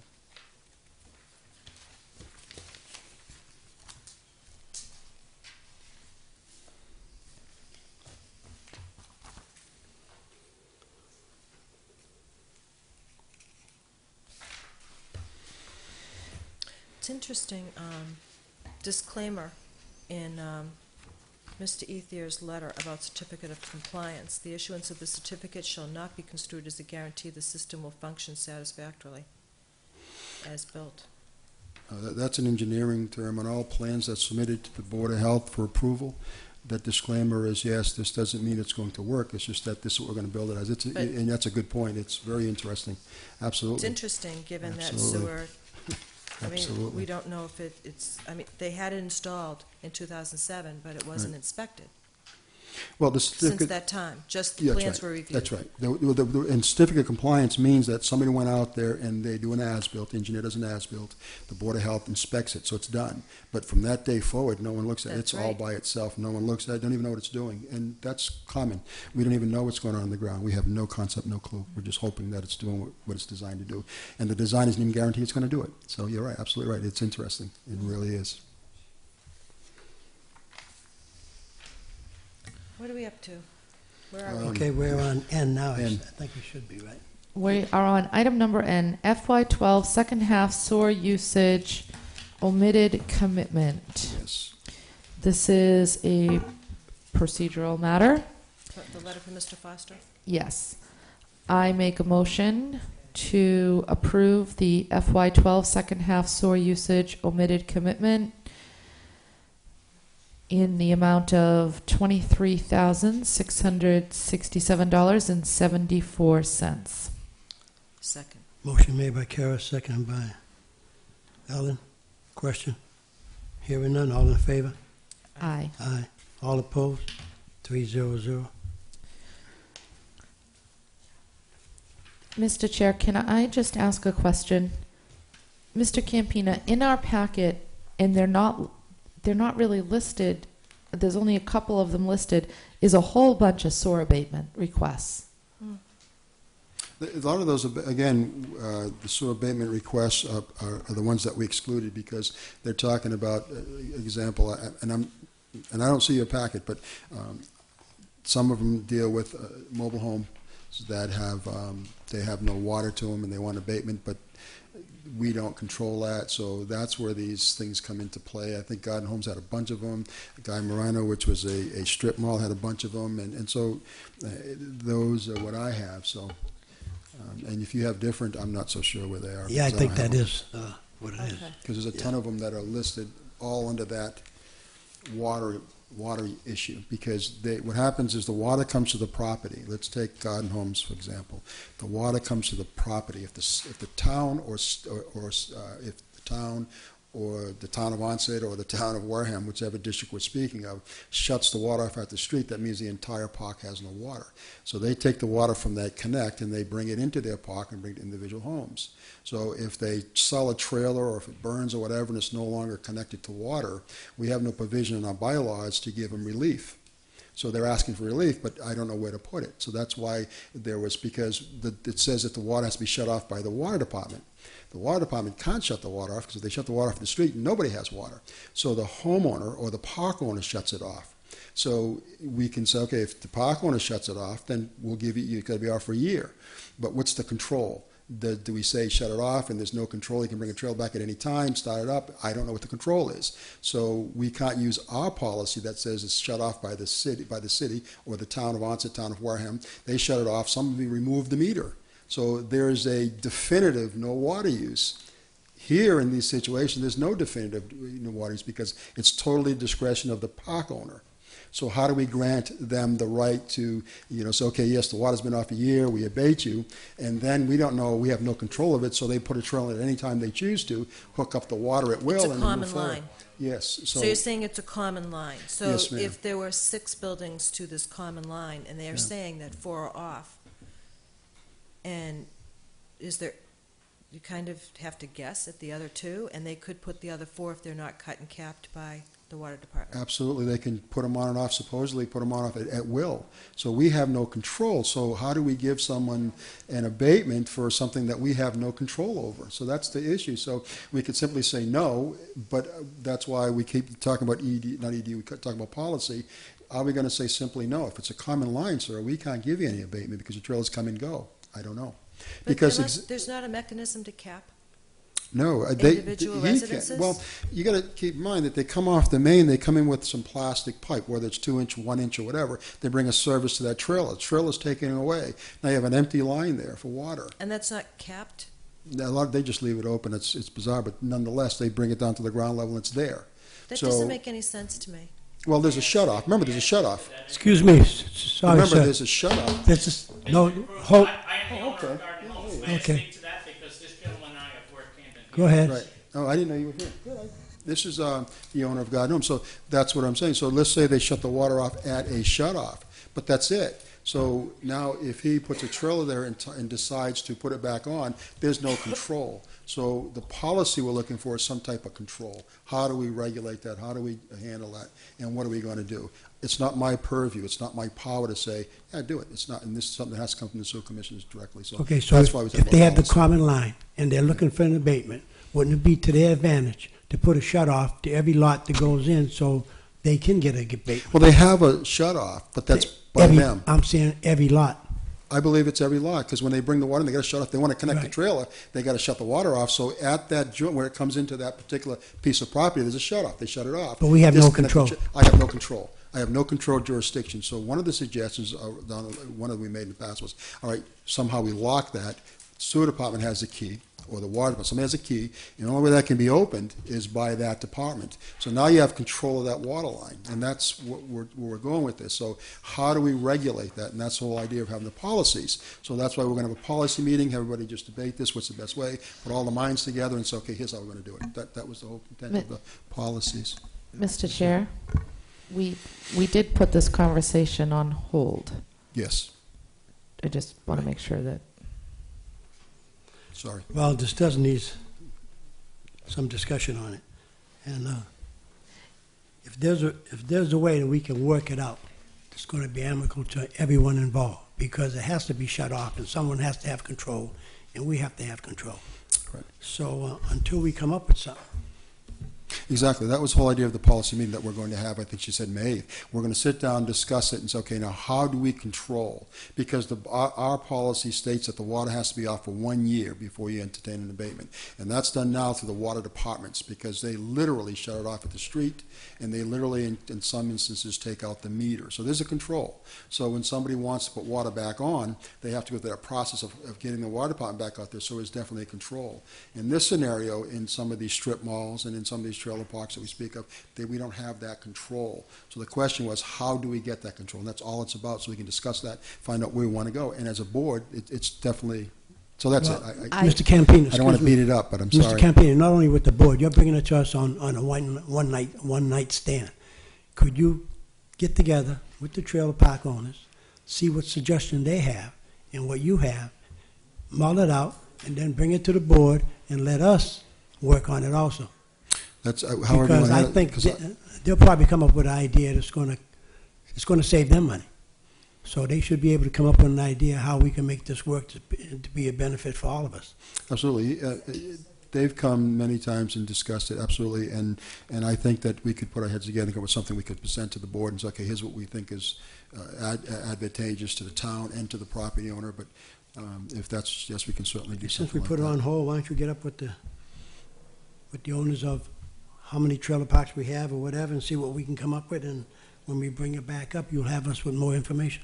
I can do that, no problem. It was my understanding that we'd all do this at one time, and Right. the owners would get here, and then there was an exchange of ideas and a decision be made, so I apologize. We can do it through us and then bring it to the board. However you want to do it, I'm willing to do that. That's not a problem.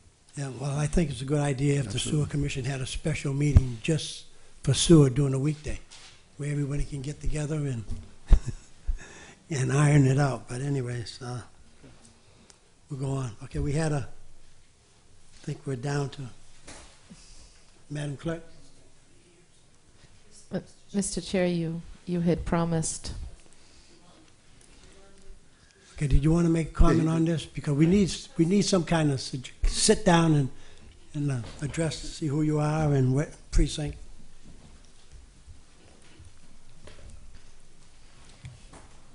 My name is Jeff Hallahan. I'm the co-owner of Garden Homes, which is an LLC, which means I'm one of the members. I never know what precinct I'm in. They seem Okay, to that's change all it right. around all the time. There's 2 or 3 different situations, one of which is when we have purchased a mobile home which is so substandard that we would not allow anybody to live in it, and we carry it off to the dump. And there has been an empty lot there for years. There is no way anybody's using any water. So if I get charged an EDU for that, then I have to spread that out among the remaining people in my mobile home park. Those people are the ones that are either living on Social Security. We have a lot of very single elderly women. I say elderly, they're younger than I am in many cases, but they are living on Social Security. And if you say that I have to pay an EDU for an empty lot, then I have to apportion that across all of the lots that I have. Sir, what I'm saying is, we know the situation with people's finances. What I need is a solution to how we can solve this problem. The solution, sir, is... Right. And Mr. Cruz, you and I have done business in the past. Okay, go ahead. And the solution is, before I can take that mobile home off the lot and crush it, I have to go to the Sewer Commission and get them to sign off on the permit to destroy a home. Before I can put another home on the lot, I have to go to the Sewer Commissioner and get his permission to sign off on the permit to site the home. That's your control. We could take it under advisement.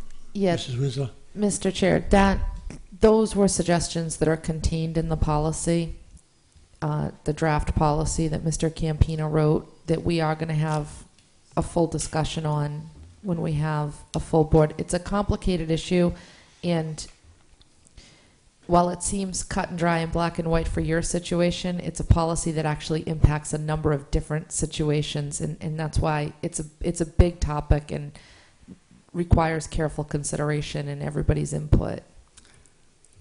Well, one of the other things I'd like you to consider is that a mobile home park is not a commercial establishment considered by either the State Attorney General or any of the other utilities that service mobile home parks. It is a residential community, and each lot is an individual ratepayer from all other utilities. Okay, like I said, Mr. Campina, get up with them when we set up the Mr. next meeting. Campina and I have had very, very good discussions on this. Unfortunately, your prior supervisor there and I also had very good discussions, but there's a little bit of difference between what's going on now and what's going on then. So all I'm saying is you need to just get everything in line. Mm-hmm. Okay, thank you. I agree. That's what we're trying to right now. Thank you. Thank you. Mr. Chair, item O, which is also item 5 on our agenda, is Westfield.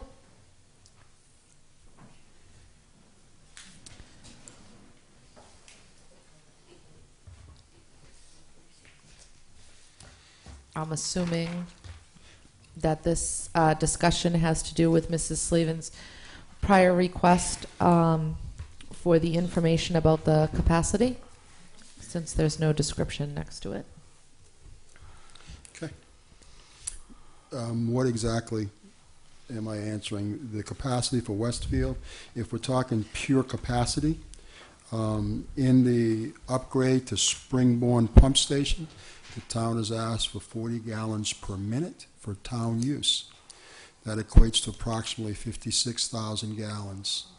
I think that the development in Westfield was asking for approximately 42,000 gallons. So that's well within the town's allotment that is in the upgrade provided by Springborn. So that's the gallons, and that's a simple question as answer to a simple question. Is there capacity? Also at the plant, all the comprehensive wastewater management plan is accounted for. There was a survey done by Woodward and Curran, and they talked to two things. One was pure gallons, which is 156,000, and one was loading, BOD loading, and strength, and that was approximately 300,000 gallons if you did the loading. We chose to do the pure gallons to err on the side of conservatism and to be safe, we used 156,000 number. So again, at 156,000 gallons, the 44,000, it definitely falls within that. So pure capacity, that's been out there for quite some time. Okay, thank you. Westfield representative, you get your answers. If I'm listening, if I'm hearing this correctly, the RFP can read, the Water Sewer Commissioners have determined the town has adequate sewer capacity to support Westfield.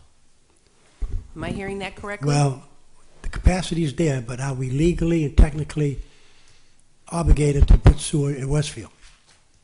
If we're not, then it doesn't make any difference how much capacity we have. Well, I think the question is still on it's really up to the developer who accepts this, whether or not he takes the effort to whatever engineering and project expansion that he or she considers. They don't have to do a connection to the sewer Mr. plant. Chair, if I might. Yes, go ahead. I think we're putting Mrs. Slavin in a difficult position to discuss whether or not they'd have on-site sewer or use the town's sewer system. A Title V or a So I connection. think that this would be something that Mrs. Slavin should bring back to her committee Okay. and let them discuss it. I think we're putting her in an unfair position. But what I am hearing is that we have capacity for the whole 280 units if Westfield is built out all the way. We don't have an issue with Toby Road or the Springborn pumping station. Did I hear that correctly, Mr. Campina? That's correct. As far as the gallons goes and the capacity at the 12-inch main gravity coming down Toby Road, it can certainly handle the 44,000 gallons. Mr. Campina, I read the email that you had sent in response for capacity, and that you just repeated what your email correspondent said. So if perhaps you should send that to the entire Westfield RFP committee once again, if you don't mind. I don't mind because I've sent it and I'll send it again to them. And they asked that question. And that we would have the support of the sewer commissioners, correct? I mean, we have Mr. Campina's statement about a year ago that there was capacity, but we were waiting for the sewer commissioners to confirm that.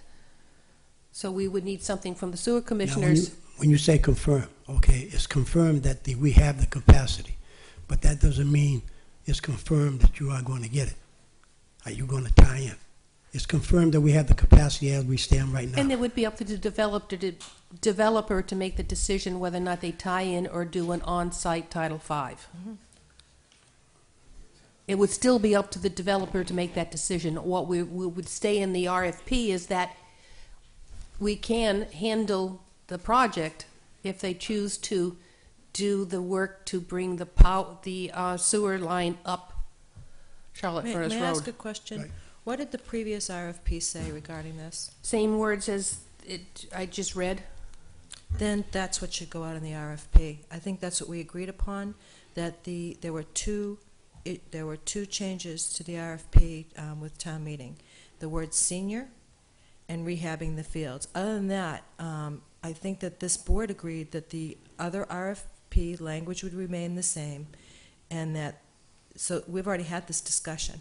Yes. And what we as the board wanted, a clarification on this sentence.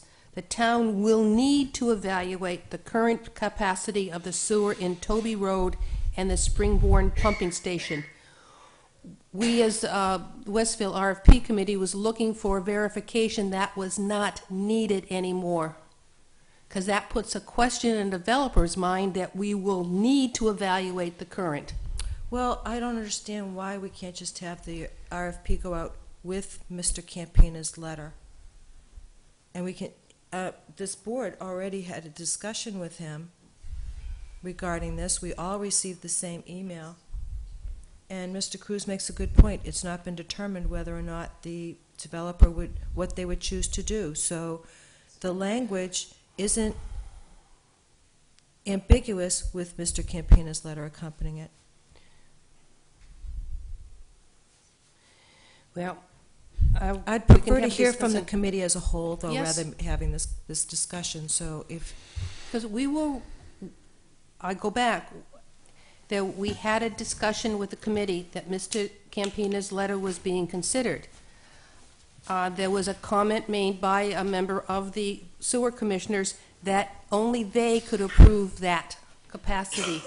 And that's what we're here for, waiting for the sewer commissioners to tell us they have the capacity. I make a motion that the sewer commissioners approve Mr. Campina's letter as written, that assures capacity for the Westfield project. I'll second for discussion. Second for discussion. If Discussion. if we put this in there as definitively as you're asking, Mrs. Slavin, are there landmines out there, Mr. Campina? Well, I don't know if there's landmines. I spoke to Mr. Keith at the DEP in regards to capacity and our obligations under the CWMP. Now, when you move forward to extend the sewer to Westfield, which is not an infill to the existing comprehensive wastewater management plan, that would be an approval of DEP and a process. And I'll quote, he stated to me, it would be you have to file a notice of project change because it's outside the scope and it's previous to contract 3 being completed. It can be done. It's absolutely can be done, but it's got to go to the DEP. He also stated that keep in mind once we ran sewer up to that development, if there is land that can be developed that may not be developable because of lack of sewer, then all that land becomes developable, and then it's a capacity issue. So he said those are the cautions that I would throw out there. But by all means, the sewer commissioner certainly has the right to approach that, to apply for that, to do whatever they choose to do. It's certainly within their discretion. But those are the kind of things that he said that we should be cautious of. Mr. Cruz, if I might. Yes.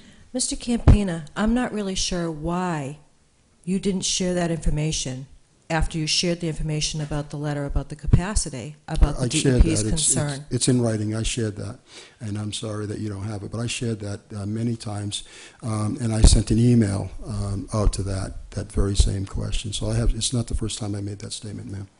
Well, I'd like to see a record that I received that email. However, if there are concerns by the DEP, do we have the capacity to finish sewing contract 3 in Westfield? Particularly yes, if we remediate the stormwater runoff that's an issue. It's even without doing that, we still have the capacity. Capacity is not our issue, ma'am. We have capacity, yes. We have the capacity to complete contract 3. Yes, we have the capacity to bring in Westfield. Absolutely. It's not an issue of capacity. We have capacity, and what you're asking me, yes, we have capacity. So I will state that. We have plenty of capacity, and we have other gallons we'll bring in, but we don't need those gallons to sewer Westfield by capacity only. Absolutely, we have that right. I'm just saying the caution that was given to me was to make sure, because there's a process. That's all I'm saying. It's a process to get out there. And if we get out there... So how have you started the process, or how should we start the process? It's an application. It's called... It suggests that we hire a consultant, which we have CDM. They've already done it. And what they do is they send a letter of file notice of project change, send it off to DEP. Then it requires a MEPR, a study, and the whole 9 yards. And then it goes to DEP, and they approve or disapprove. That's absolutely... But the cost, the burden would be on the developer. Well, that's right. I would say to you that, the language to me, when we say what the town's going to do, the developer would seek that out and, That's correct. And bear the burden cost of getting that done. That's I don't correct. think the town should incorporate So that. that, exactly. So we have the capacity, but there are steps that they have to go through certain steps. Absolutely. And then they can make the determination as a Absolutely. developer if it's Absolutely. more cost effective for them to hook up to sewer or have an on-site Title V. And keep And that in would mind... be part of the RFP. Absolutely. And keep in mind, when they do an on-site sewer, if it's greater than 10,000, 15,000 gallons per day, depending on the criteria, that in itself requires some type of groundwater discharge mix of doing 40,000 gallons, and that is going to probably tell DEP to do an on-site treatment facility, not a Title V, but a treatment facility, so they can weigh the cost and they can weigh it out and make an educated and evaluated decision what they want to do. It's their call. Right, I understand. Thank you. Any other questions? Mr. Chair, I'm not sure how the Westfield committee wants to make that phrase, but we probably do need to be clear to a developer that there may be these costs associated so that they can properly bid the project.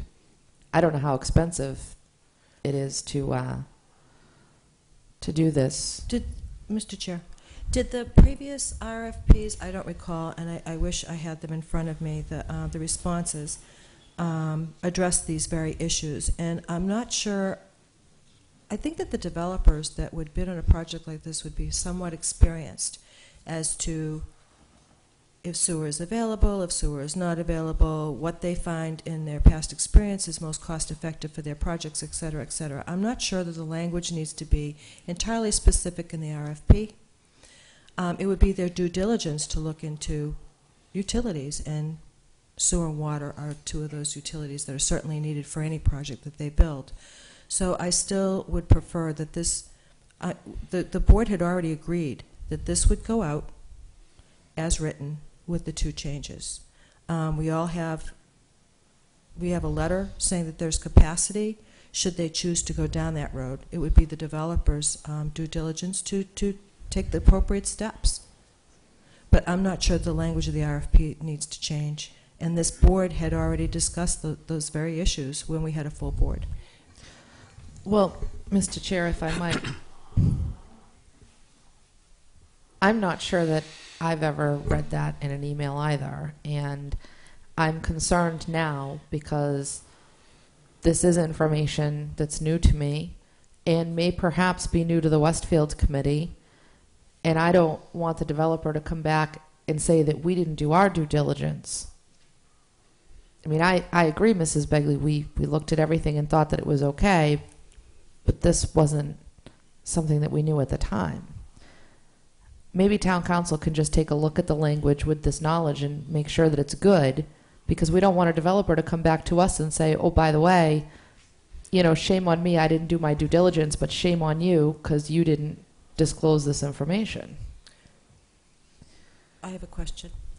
Does the RFP, certainly I would think we could flag various pages of the RFP with any concerns that we have for town council, because I don't imagine that the RFP goes literally from the Board of Selectmen out.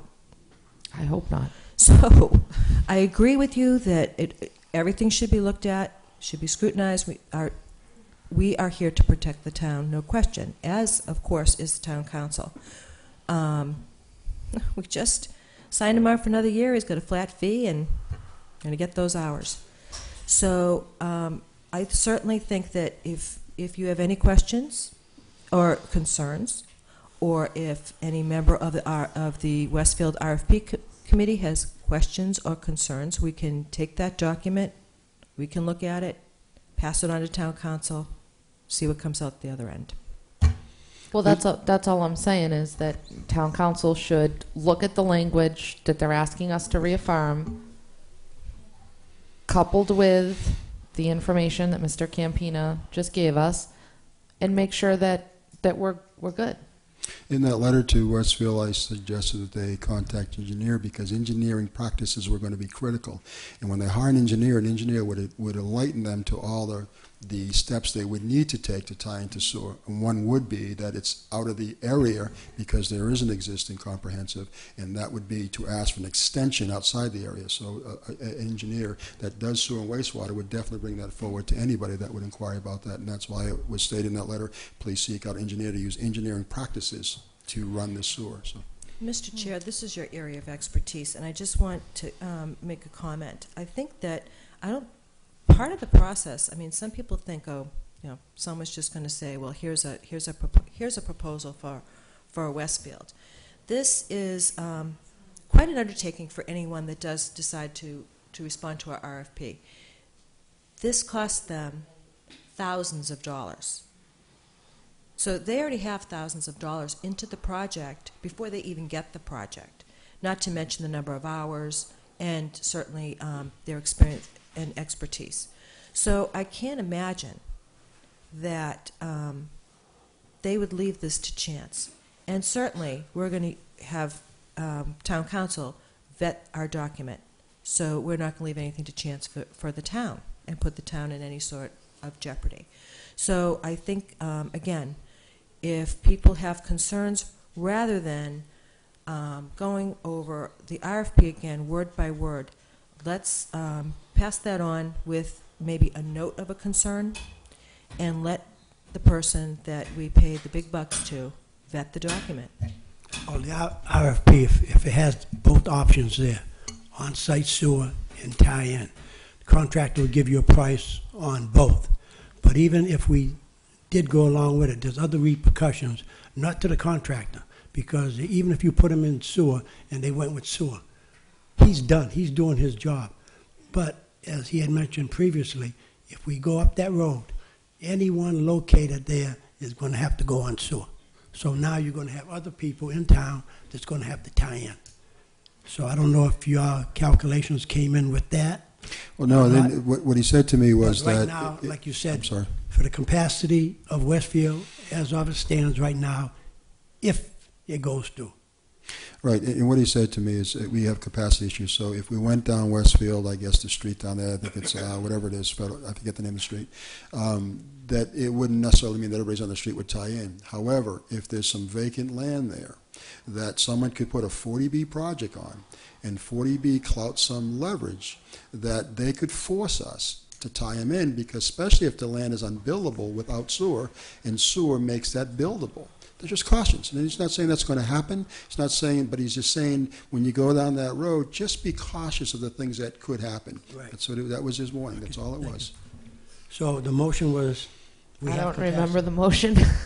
You said we do have capacity, so there's no problem. That you would But there's other support the letter that you ramifications. received, yes. There's other ramifications, so Yes. if you can bring that back to your board. Well, the RFP reads, the site is not serviced by either town water or sewer. BOS are of the opinion that the installation of a town sewer to the site will provide better protection to the groundwater and to the best long-term interest of the community. As such, they encourage developers to consider the cost of installing sewer to the site. So read the RFP originally, and that's where it stands now. That's perfect. That's fine. I don't have an issue with that. It says doesn't have it. It says it's available, and all we're to look. So your motion was to just get it approved. So that ends that conversation. Okay. Okay, thank you. Okay. Any other sewer business? Any other sewer business? Mrs. Begley? I'm going to have this question every time I see you, Guy. Okay. Where are we on the setting the betterments, or even estimating the betterments, so that people can plan their lives? Absolutely. Where we are, we've taken the cards, we've matched actual ties to betterment lists. We have a couple of questions. I have a lateral in Cremecet it's going to have to serve 2 properties. I'm talking to both owners. They need to write documents so they can share that lateral. The lots were like this, off the road, and what happened is they put the lateral here for this property, but leaving out this property. So there's little things like that we're handling. So, Wait, 2 properties are going to be wide into one lateral? Absolutely. We have that in contract 1, where the laterals were put in the improper places. One in particular in Linwood was placed on our paper street. The owner didn't have one. He's paid a $15,000 betterment. We wired him into the neighbors. We put 2 cleanouts to cover that, put it on the 10-foot strip, and we're asking CDM to make that payment because it was their oversight. They're balking at paying. So I don't want that to happen anymore, and so we're taking our time, and I'm betting him. I'm walking property. There's a particular piece of property in Indian Neck that we looked at. There's 3. There's only 1 lateral, 1 betterment. We vetted that. So we're probably a week or 2 away from completing our walk and verifying that there's not going to be any problems. This particular problem with Mr. Robinson and his neighbor, we're vetting. We've got the documents out to them. They're going to do some type of paperwork between the 2. In other words, 1 lateral coming off the street is going to go to a manhole, and they're both going to feed to a manhole and tie in. The Problem is that that's going to be their cost because we provide a lateral. There's a moratorium on the road. We can't put another lateral, so it goes on and on. So those things I'm vetting. We have training coming up next week. With town council. With town council and with CDM. Yeah, absolutely, because there's something we got to force this. Absolutely. Town council has it. He's also going to write the other ones that we're doing in contract 1. He's vetting those also. So yes, he's involved in all this because So each obviously- property is paying a betterment? Yes. And separate EDU rate? Yes, absolutely. Because And- I recall when we had a property owner here that had, I believe, 2 duplexes on a site that had previously had 1 residence. 1 residence. And we Y to it, and we did the Y on town property, and we made 2 residents. He paid 2 betterments. He's paying 4 EDUs because there's 2 duplexes. Same thing's going to happen here. There's going to be a manhole. They're going to be 2 EDUs. There's going to be 2 betterments, and they've agreed to it because one lot is not built on, the other one has a house. This guy's going to build in the future, so he has to have availability. It's to his advantage because the manhole's going to be bought into this particular Mr. Robinson's property, then go right across where he's going to build his house, his neighbor. So it works out better for him. I'm just waiting for the legal document, the easements that allow them to do that, and they're doing it through the courts. I need that Okay, because so we get that done. Training is going to be scheduled. Long story short, Mr. Campina. I'm still about. Long story short. Yeah, go ahead. How much longer? I mean, are you waiting until you can give a betterment figure down to the penny? Because No, I don't think that that's necessarily what the That's- people want. I well- mean, if you come and say to me, or say to this board, it's, I'm not going into the thousands because that's too scary. This is $3.30. Right. But you come back later and say it's $3.20. People are going to be thrilled that they're saving money. So I'm not saying to artificially inflate. I'm saying give them a ballpark figure. I could give a ballpark once I don't have any numbers on costs. I'm waiting for CDM to give me a cost number. I can't guess. I thought that most of the bills were paid up to 98% Yes. of the bills. Yes.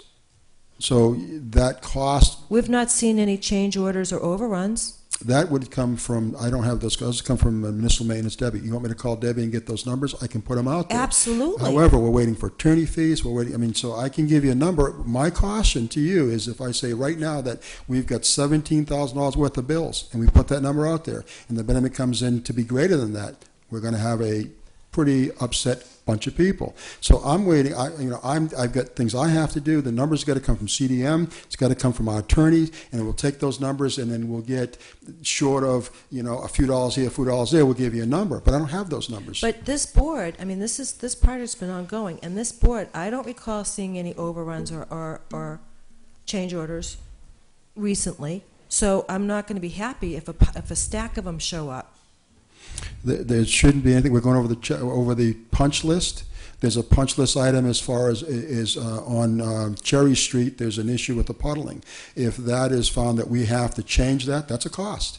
Well, that shouldn't be a cost to the town, Mr. Well, I don't know who it's going to be a cost to, but I hear what you're saying. We're saying that Absolutely not. If Okay. they're grading the street, then that doesn't fall into the town. And if all of this equipment should be under warranty, and that's why I kept asking you, are these issues when you said there was a certain control board that kept frying, or there was a SIM card that was missing, Oh, they're or there was paying a for it pump all. station that wasn't functioning?